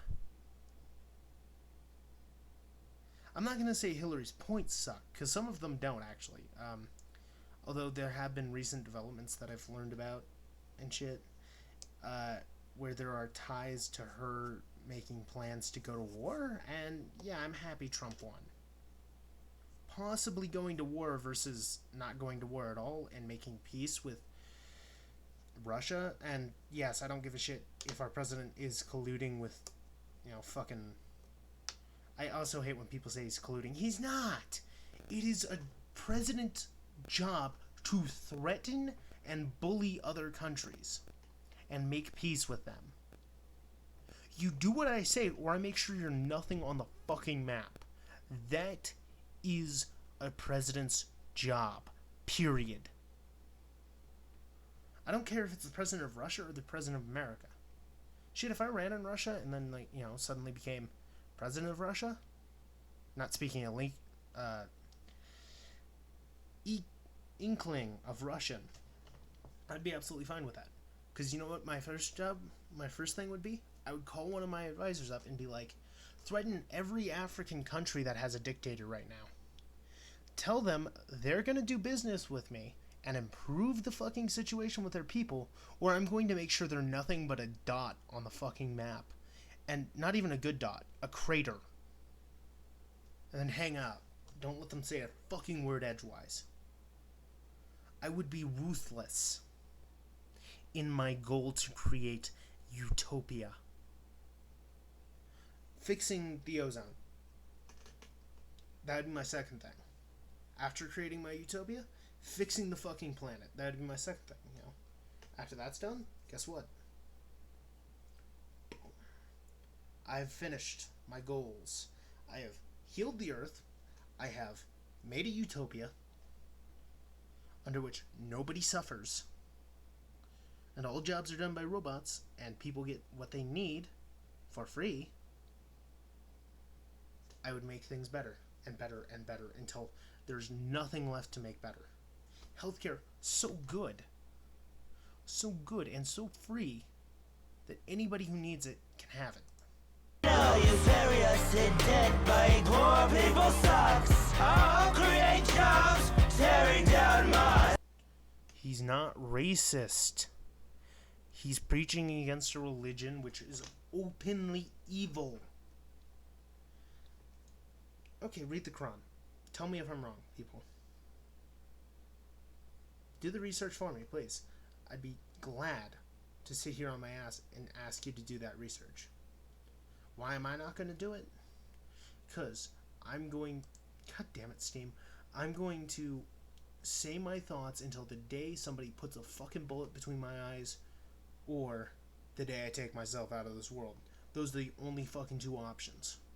Because if somebody stabs me, they're not getting away with their fucking life. They're not getting away from that scene alive. I'll use all the best rocks from the site to build a wall. Dip it in gold and make Mexico pay for it all. I'll make this country great again. We'll all be living wrong. I'll tell Congress you're fired. Good job. Okay, again, when you're painting your political opponent in any light, it is best to paint their best ideas in a good light. Sorry, clicked on accident. It is best to take their best argument, put it in the light. Go, this is a good argument. Thank you for bringing it to my eyes. The rest of your arguments are shit, and then point out why. Point by point, calmly, with a relaxed posture. Because the instant you sit forward and have that angry posture, they're going to go entrenched. But if you have this relaxed, calm posture about you, nobody's going to question what you're saying. It's simple to do these things. It's little mind tricks. And you know where you can learn these things? Where I've learned them from. The interweb. Do your own research. Find the truth. Period. There is no multiple versions of the truth. There is only one truth. And once you find it, you'll apply its logic to everything. Being open-minded and calm is the best way to convince your opponent. When your opponent is constantly physically attacking you and you are not raising a single fist, people will assume you're a victim. But then when you turn around and offer a hand to the person who is harassing you and attacking you, they'll know you have no malice in your heart. And then they'll try to take advantage of that. That's where the third step comes in. Absolute, unabridged rage. You make it known that you know what right and wrong are. Those are two absolutes that you absolutely fucking know.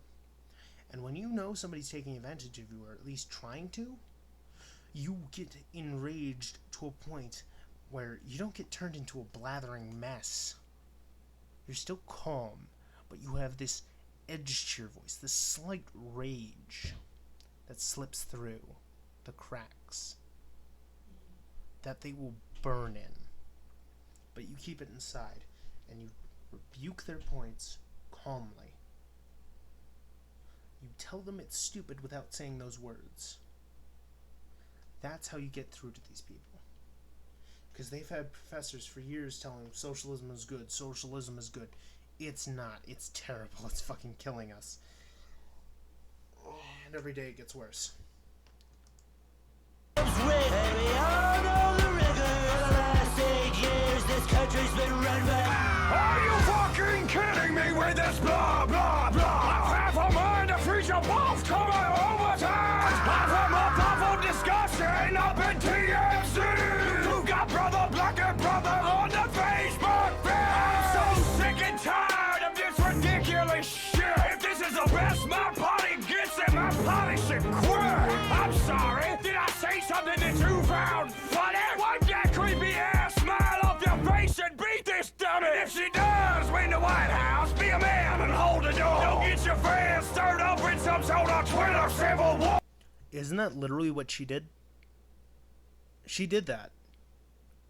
She's doing it. She's trying to be subversive, but she's not. She's a fucking idiot.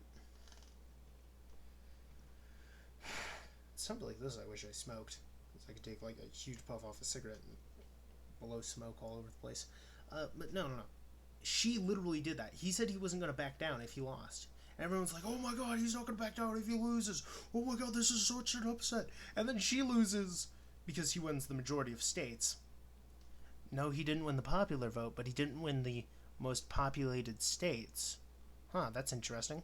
It's almost like the states with more population shouldn't have more power, because then in an election, the majority silences the minority. Huh. Interesting. Very interesting. How do I know this? Because it's in the fucking Constitution, you dipshit. It was how the Founding Fathers made America, so the majority could not silence the minority. What do you think states with like 10 people in them get equal amount of representation as states with 300 people in them? Huh, it's almost like they thought of this shit.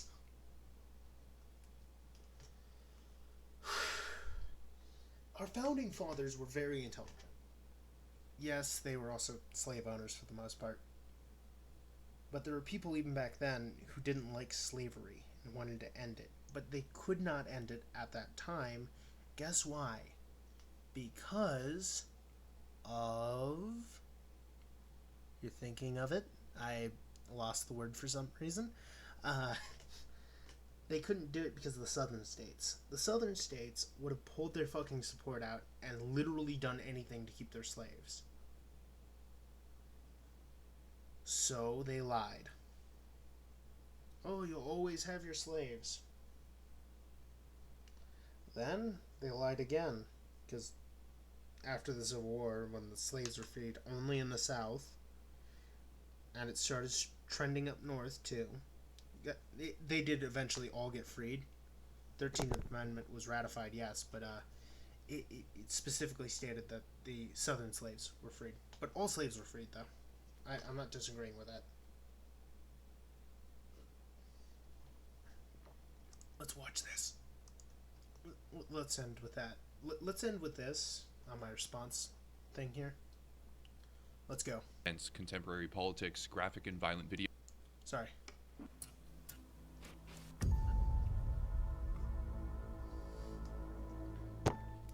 Today is going to be an intense video. I'll be discussing historical events, contemporary politics, graphic and violent video games, as well as connections between real-world chaos and fictional narratives. If there was ever a video I created that would be demonetized or suppressed, it's this one. So if you like the content, please subscribe and share the material. Call of Duty is a monument of gaming success. The game has been produced and sold around the globe for 17 years. It is one of the most profitable entertainment franchises to ever exist throughout history, and has impacted the lives of millions, even hundreds of millions of different people. To some, it is a simple time consumption activity with no message or value. To others, it is a career, a hobby, or a favorable way to socially relax. but to one final group, it is a cultural phenomenon that has real-world social impact and must be monitored, modified, and sculpted in order to adhere to a new age of modern equity, equality, and representation. This atmosphere dates back a number of years, but can be best exemplified by articles from major news publications such as the following: Call of Duty World War II's diversity is nothing more than marketing. This piece would go on to claim that the game whitewashes history, explores a tokenistic representation of the real-world stories it seeks to portray, while being an example of sexist development strategies with shallow and misogynistic undertones. The game was effectively lambasted for trying to adhere to shifting social standards of inclusion and diversity while doing so poorly, but these criticisms were just the beginning, and over the next few years, Call of Duty would become one of the industry's most notable controversy marketing provocateurs, even if that controversy was, more often than not, contrived or shallow upon final release. This, however, appears to be changing. The latest trailer for Call of Duty Cold War has just officially unveiled, and despite this 2-minute video being entirely void of gameplay, completely without context, and depicting nothing in terms of actual story framework, it by itself is already a scathing commentary on modern social discourse and political activism.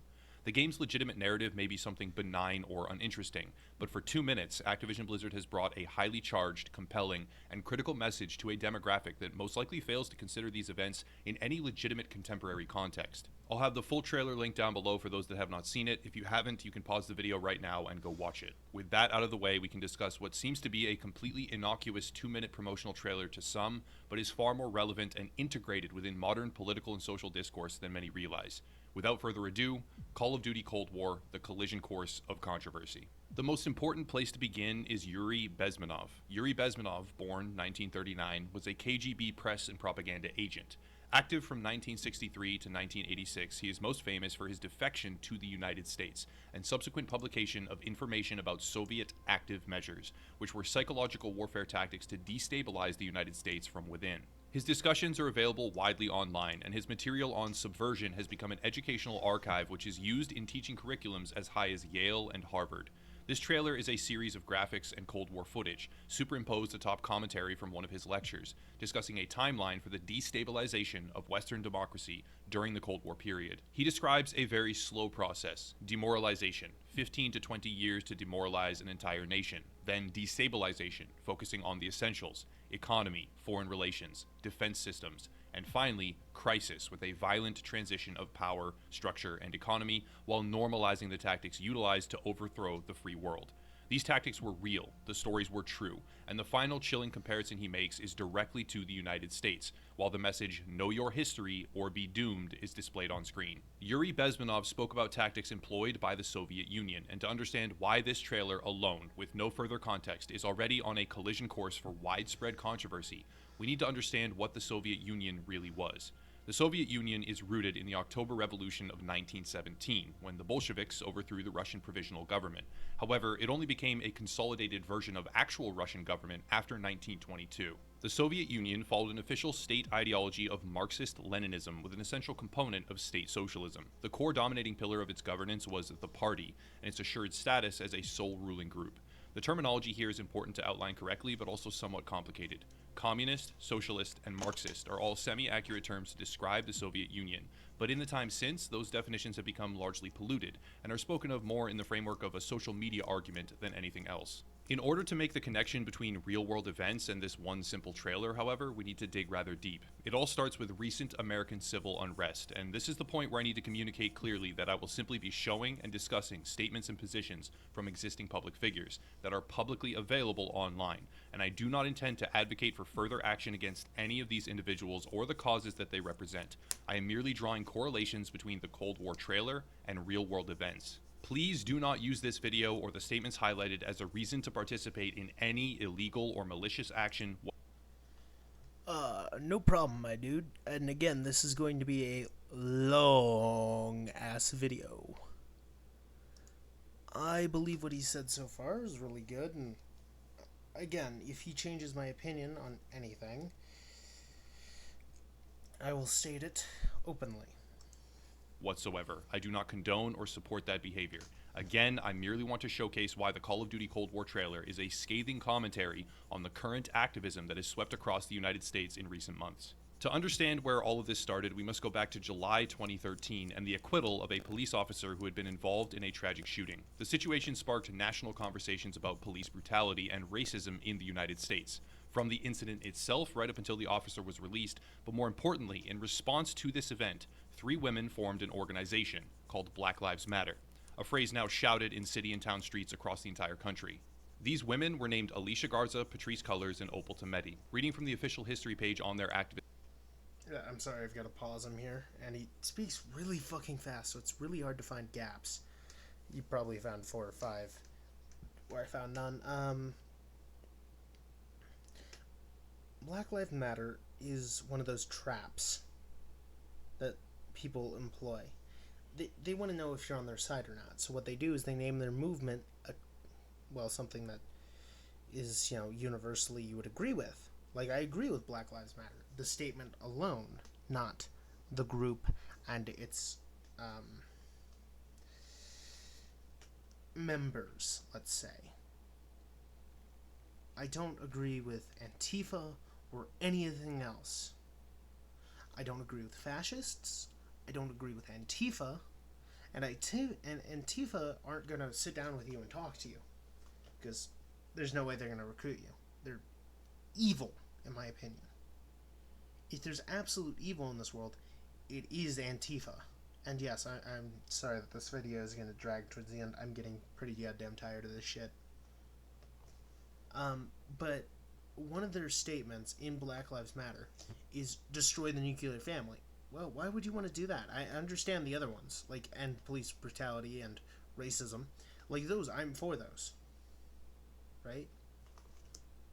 I'm going to sip and play while I'm sipping. This website, which is the homepage for Black Lives Matter as an organization, we can see the following. In 2013, 3 radical black organizers, Alicia Garza, Patrisse Cullors, and Opal Tometi, created a black-centered political will and movement-building project called #Black Lives Matter.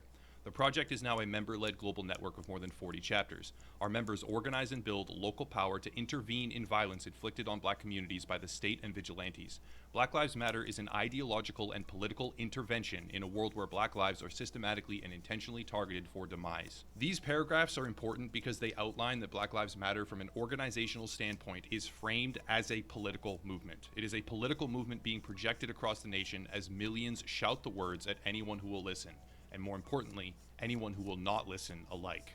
Yuri Bezmenov has long, well-articulated speeches. He outlines how the subversion tactics will take many forms. One such item is the promotion of social workers who will eventually erode the standard social links of peer-to-peer community interaction, something that aligns with the existing push for police officers to be replaced with social workers, while defunding the police force either partially or entirely. Very interesting. I've said we need more funding in the police, right? They need more training, they need all this other shit. Because you expect them to do multiple jobs, like be social workers, be all this other shit.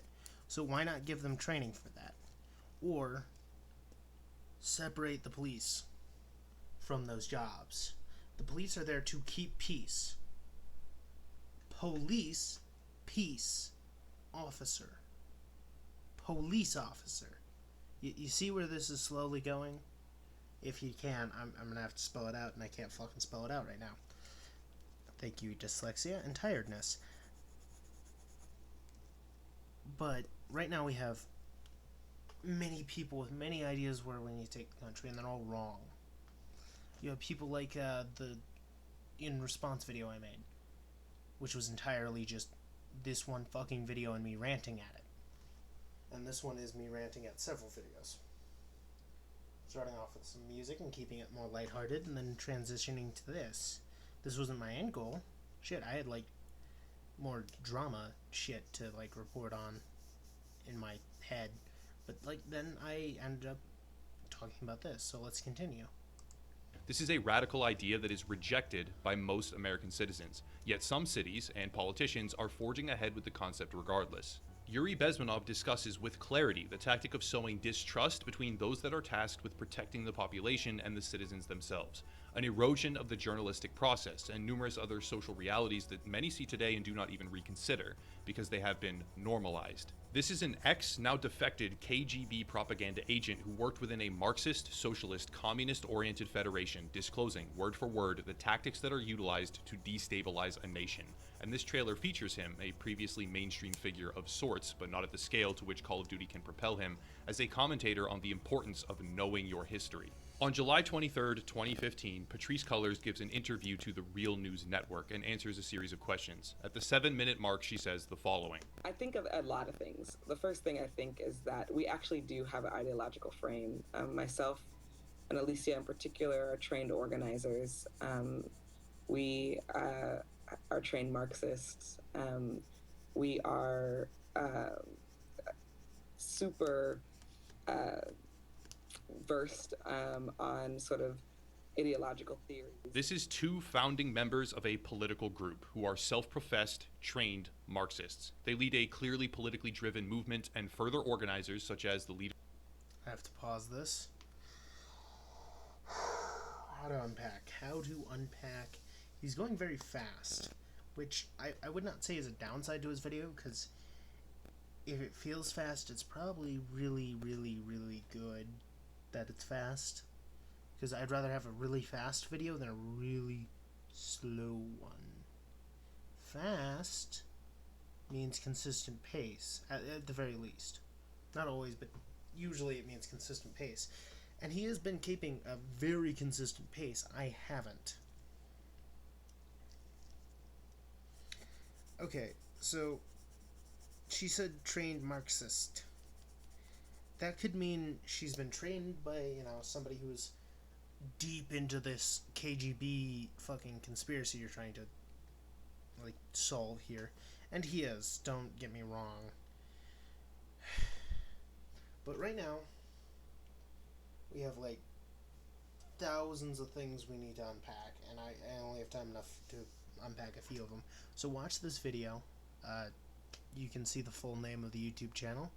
You can see my fucking profile pic. You can see everything on my screen. You need to see this video. When I say that, I'm not being sarcastic. I'm not being my usual ass of a self. You need to see this video. You need to watch it all the way through the end. My words can only do so much. Put this on behind, whatever you're gaming. And listen to this shit. Because this shit, will change how you think about the world. He has some very interesting shit to say here, and I've watched the video, not all the way through, but, halfway through.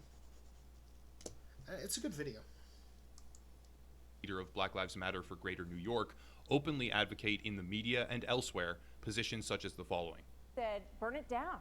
You said, burn it down. It's time. So that makes me think that you want to burn it down. I said, if this country doesn't give us what we want, then we will burn down this system. I'm gonna pause it here because there's a more natural break, and I can say something more as my brain is slowly going through what the last couple sections. Violence begets violence. You cannot have an oppressive system without having an equal level of violence, but that violence will always be met with another force of violence equal or greater. And then you have a cycle. Look at everything humanity has done. Look at our history. Look at every war you can. And if the scales get flipped in the opposite direction, oppression happens every fucking time. That oppression slowly turns back on the people who wielded it at first. And you might be going, fuck yeah, that's a great thing. And if you're watching my channel, you know it's not. When you have oppressive parents, the oppression cannot be folded back on them until years and years later when those parents go to a senior home and the kid has to pay for it. And the kid pays for the shittiest, grimiest place he can find, or she can find. Usually males, though, I'm going to be real with you. Most females have better, even under oppressive parents, have better relations. I'm not saying they're that can't happen in women. I'm just saying they've got fucking better relations. Sorry, I did not pause to take that sip. Or play to take that sip. But as these subversive ideas are going to slowly be unpacked here, I'm just going to say it now. If any Black Lives Matter people rise up and eventually watch this video, because they're going to fucking silence me, try as hard as they can, they won't fucking silence me until they goddamn put a bullet in my brain. And even then, that might not fucking stop me. I'm unfortunately skilled in violence. I don't like violence. I never have. I'm unfortunately skilled at it, though. So if you want to be violent against me, I will bring 8,000 times what you're bringing to the goddamn table. I will break your fucking nose and leave your back in pieces. Do not threaten anybody with violence, because anybody's capable of this. Any face in that crowd could be me. Could be anybody else who's capable of this shit. I don't want death in the streets. I want life.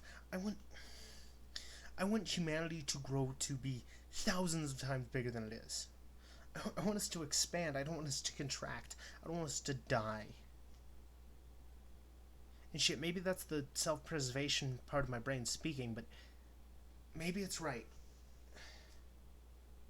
Just listen to my ideas, please. That's all I can ask. Listen to them. Or, put me in the background of whatever you're playing or whatever. And just listen to my ideas, please. Like, if you're doing the dishes or some shit right now, thank you for watching. This is going to be a really long-ass video, because I've got one more thing I want to go through.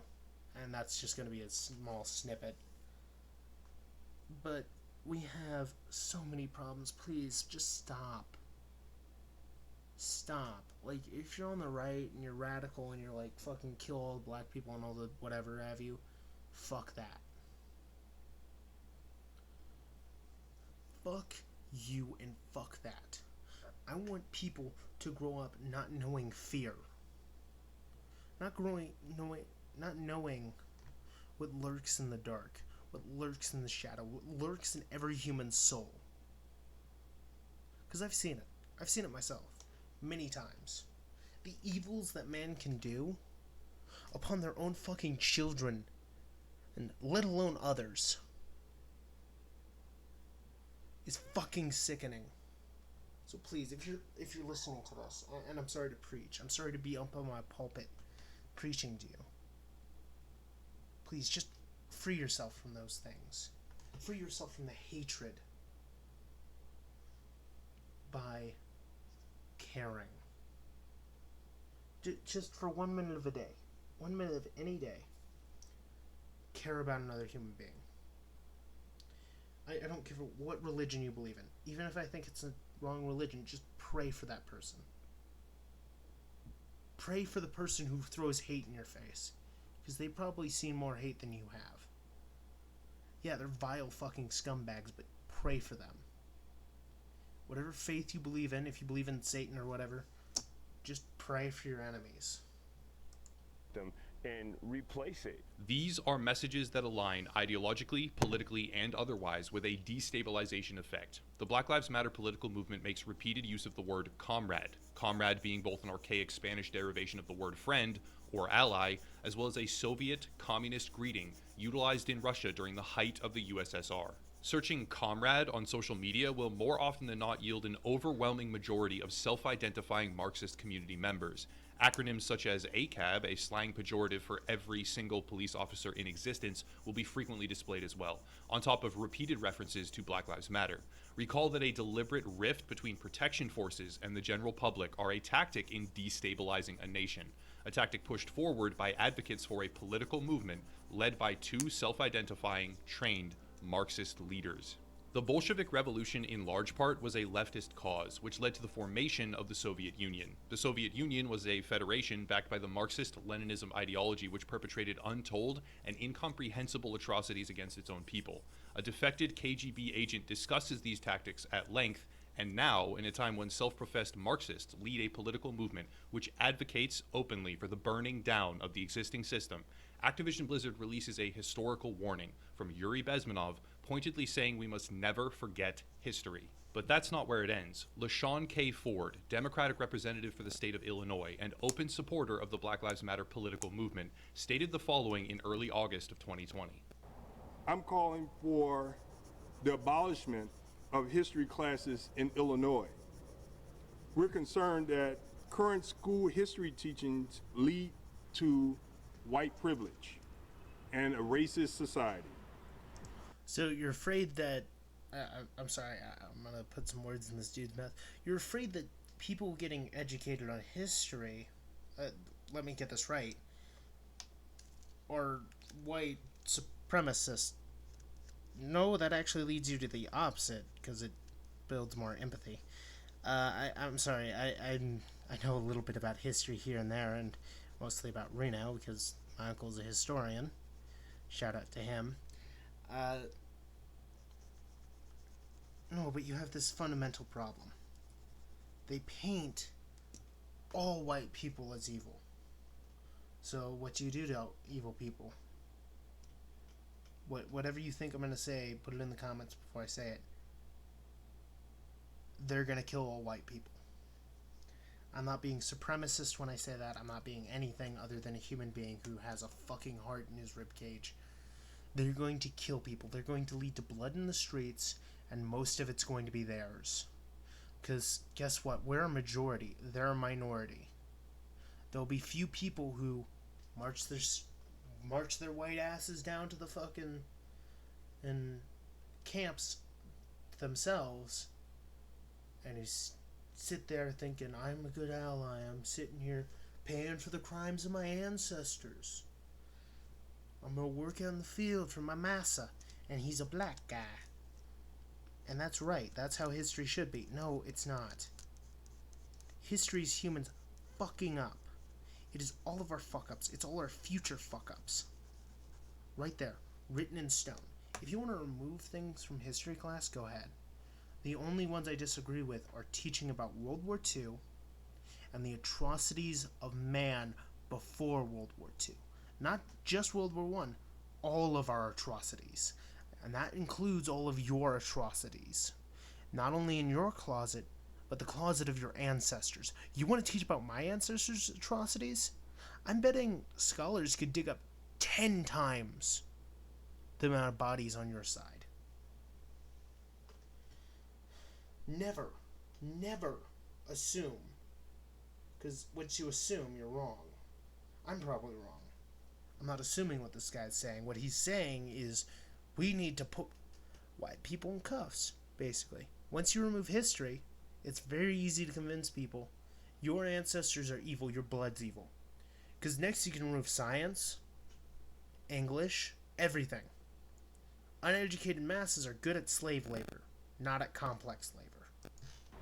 This is an open call for the abolition of American history education, later defined as indefinite at least until a new, better curriculum can be constructed.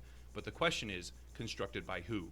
The destruction of historical knowledge is a widespread tactic in the rise of new government. This has been replicated throughout history, and open advocacy for the removal of American history education, while a political movement led by Marxist community organizers sweeps across the entire nation, and a simultaneous rift is exploited between the police force and the citizens they exist to protect, in direct defiance of all knowable statistics and all gathered data.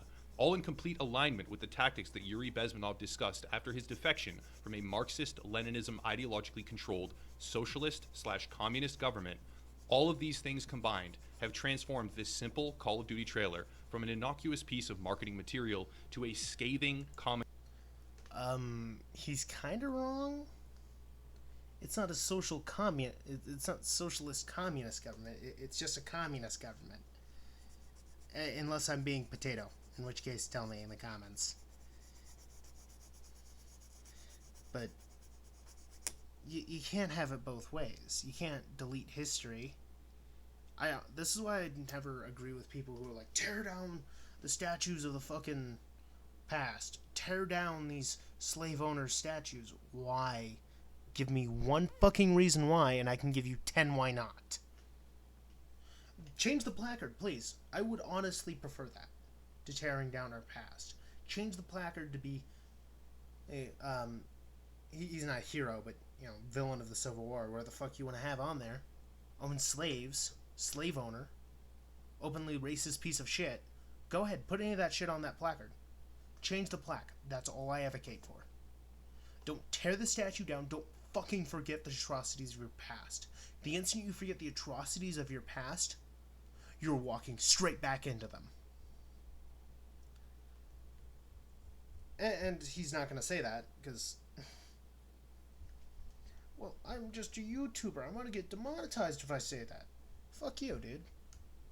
This guy's not a bad guy. I listen to a lot of his shit. He's really good.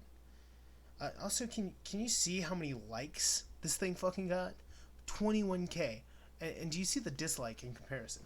That is pathetically small dislikes compared to that like ratio, man. And how many views does this thing have? Let's just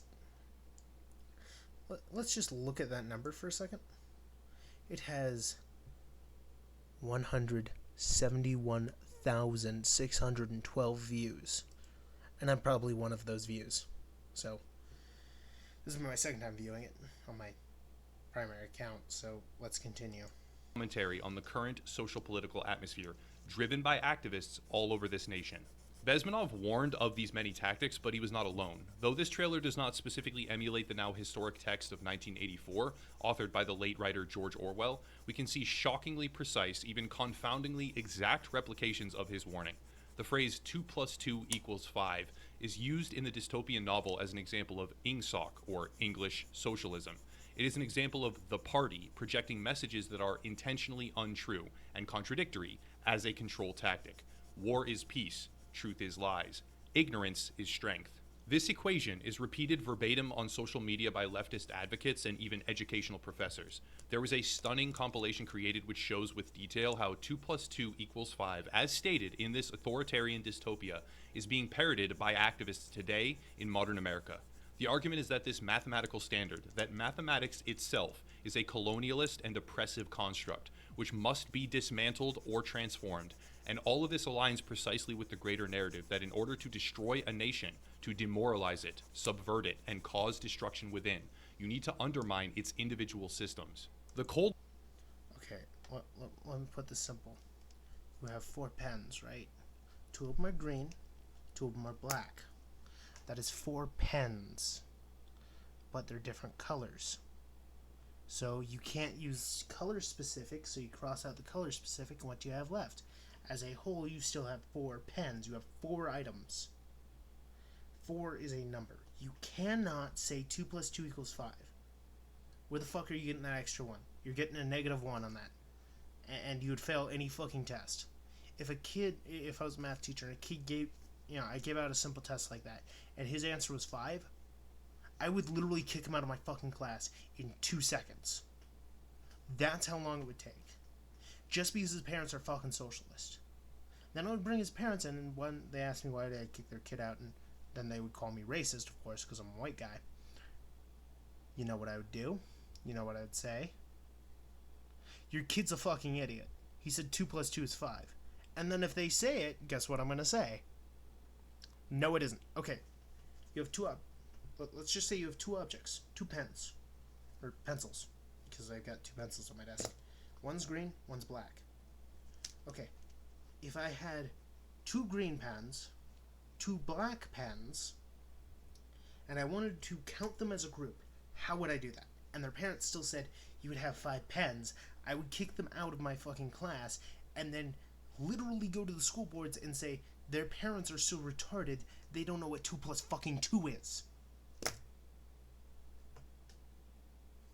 And they won't be educated. I have constantly corrected them. They constantly say the same shit. They are literally being... not worse than Nazis. They're literally being Nazis. We're not Nazis. Our armbands aren't Naziist. Aren't close to Nazis. Look at the symbol. It's a different symbol. You're doing the same shit. Hitler did all this shit. The only difference is he didn't have to subvert the country. All he had to do was say his words. Say, you know, fuck, the Jews are the fucking problem. People believed him. And I see it in the fucking left all the time. They're becoming Nazis. Literal Nazis. If you don't follow the order, you are fucking evil, and you deserve to die and be beaten to death in the streets. The Knight of Glass, anybody? Come on, wake up, people. Wake the fuck up. Not only wake up, but realize, holy shit, we are so if you're on the left, ignore my insults, please. I'm tired right now. I'll make another video addressing you. This one is not meant to address you.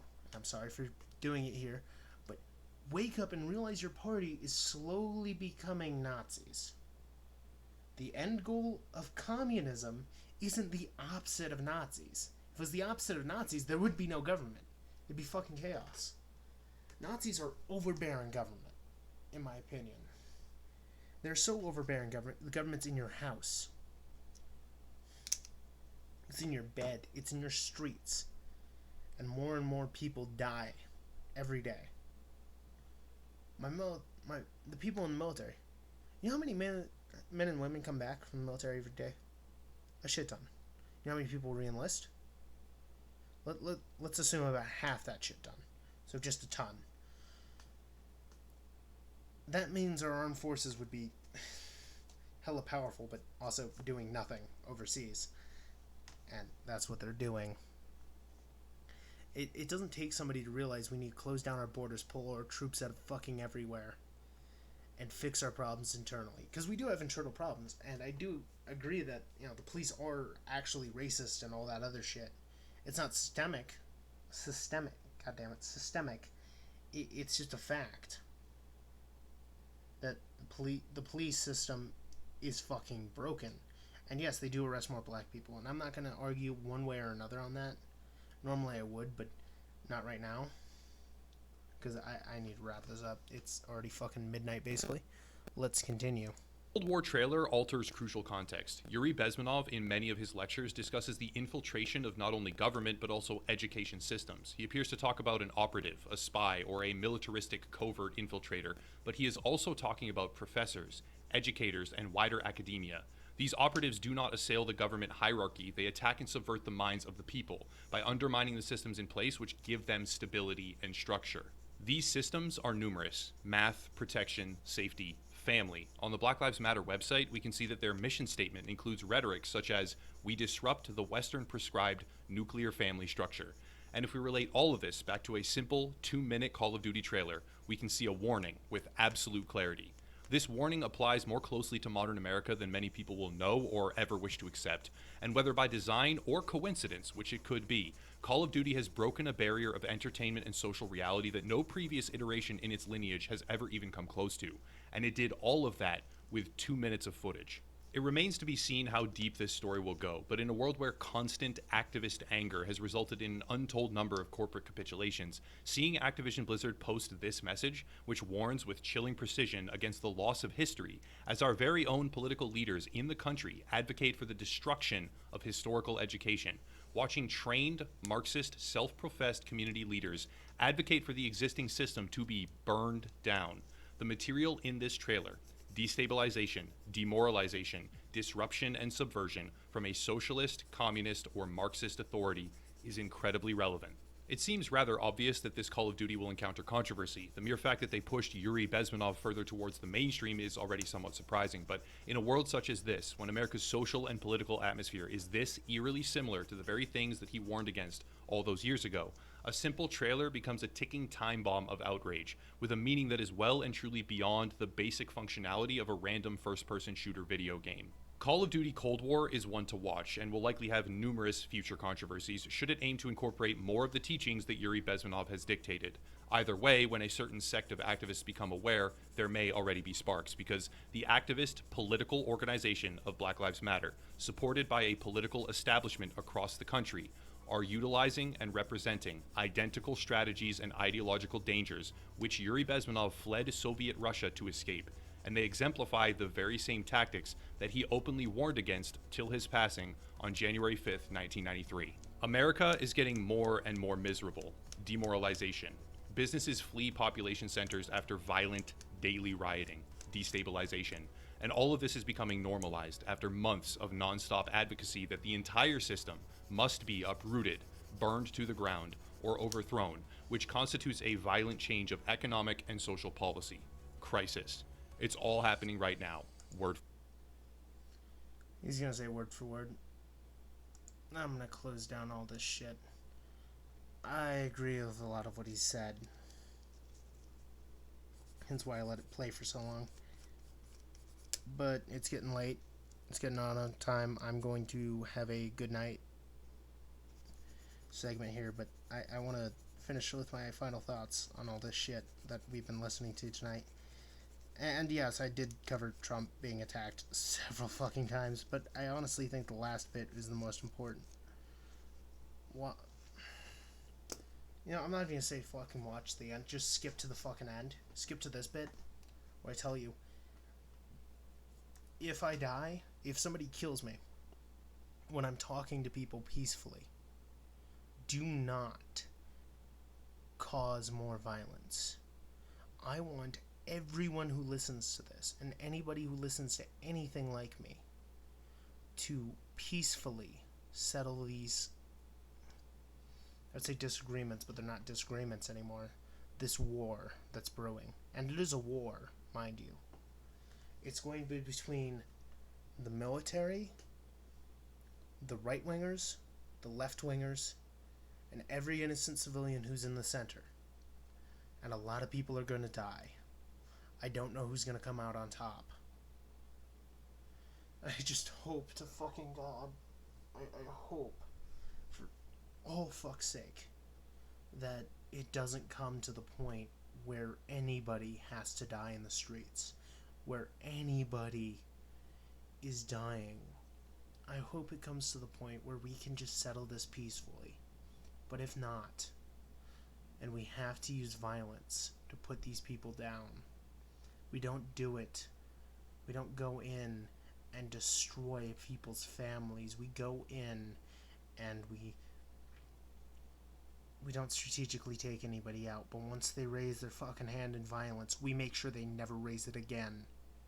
They're 6 feet fucking under. And I'm not saying this because I'm a patriot. No. I'm saying this because I want nobody to suffer these fucking fates ever. Ever again. I never want anybody to end up in a fucking gulag and die.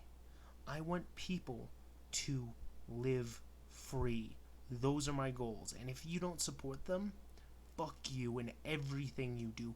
I will not stop saying this shit until the day somebody puts a fucking bullet in my head. And if somebody does, they better hope the first one kills me, because they're not going to get a second shot.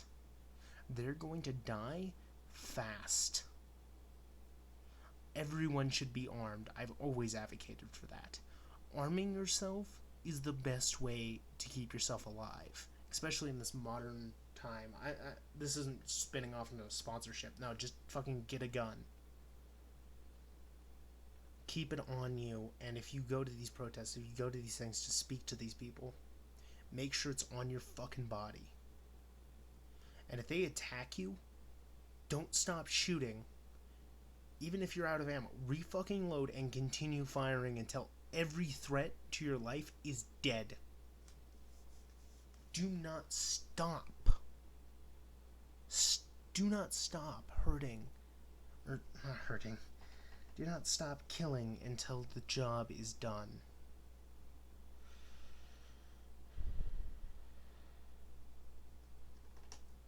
And that's it. That's all I've got for you tonight. Thank you for watching. I'll see you all never. Maybe, possibly. I don't fucking know. The future's a mystery. But if I do catch you and I don't die, remember my lessons. Remember, peace wins out. People naturally want peace. We also naturally want war. Duality of man, my guy. Good night. And that's all I got for you. Remember, stay cool, stay positive, and stay alive.